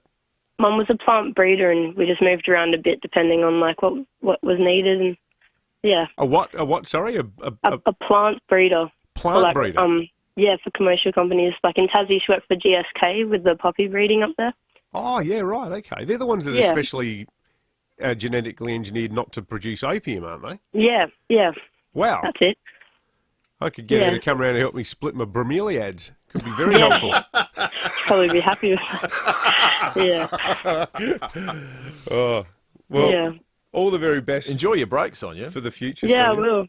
Yeah, thank you so much. We appreciate you Good talking to you. Yeah, thank you. Yeah, you too. Sonia Walker from the class of 2023, Victor Harbour High graduate. It sounds like will make an excellent police officer. Yeah, good on her. She had a really nice style, didn't she? You do a Bachelor of Criminology too, and I guess that would set you on the path to becoming quite a senior police officer down the track. Yeah, probably. I was talking to one of the assistant commissioners here last night and noted when I was just doing a search on his name because we hadn't spoken before, and he's got a first class honours law degree from Adelaide Uni, which is more than a lot of us can say. You started one, which is more than a lot of us can say. Yeah, all fell apart after that snail in a bottle debacle. Well, that's the ginger beer, isn't it? That's about, no contract, no negligence. Not sure. Something or other. The police need to get hold of Sonia. That was the best advertisement for joining the police force that you're ever likely to hear. 17-year-old kid who got visited by a police officer and went, "Yep, I want to do that." Yeah, and was known from the start of her schooling. Fantastic, and yeah, all those kids who came back, a lot of parents give them very big hugs. Yeah, absolutely. You can, if you missed earlier, we did read out the statement written by Grant and Emma Stevens about the death of Charlie. Tommy Wren read it out on the Today Show, which which is goodness big of Tom to do that, given his particular closeness through his son Xavier, and the fact that Tom was down there Friday night too. It's an important message, and of course it was always going to be as a tribute to their son, but broadly as a road safety message as well, which it quite clearly is. If you missed it, you can catch it on our podcast, or indeed the police have put it up on their social media channels. We're out of time. Matt Pantelis is coming up. We'll catch you tomorrow from 6. The Renault Black Friday event is on from the 13th to the 27th of November. Get your driveway looking its best for summer and drive away in an eye-catching Renault SUV. Visit your Renault dealer to book a test drive today. Renault. Rising cost of living pressures are hitting everyone, some people more than others. If you're struggling with your home loan or credit card payments, there may be ways your bank can help, like lowering your home loan or credit card payments, restructuring the length of your loan to reduce them, moving you to interest-only payments for a while, or deferring them for a period. Don't tough it out on your own. Please,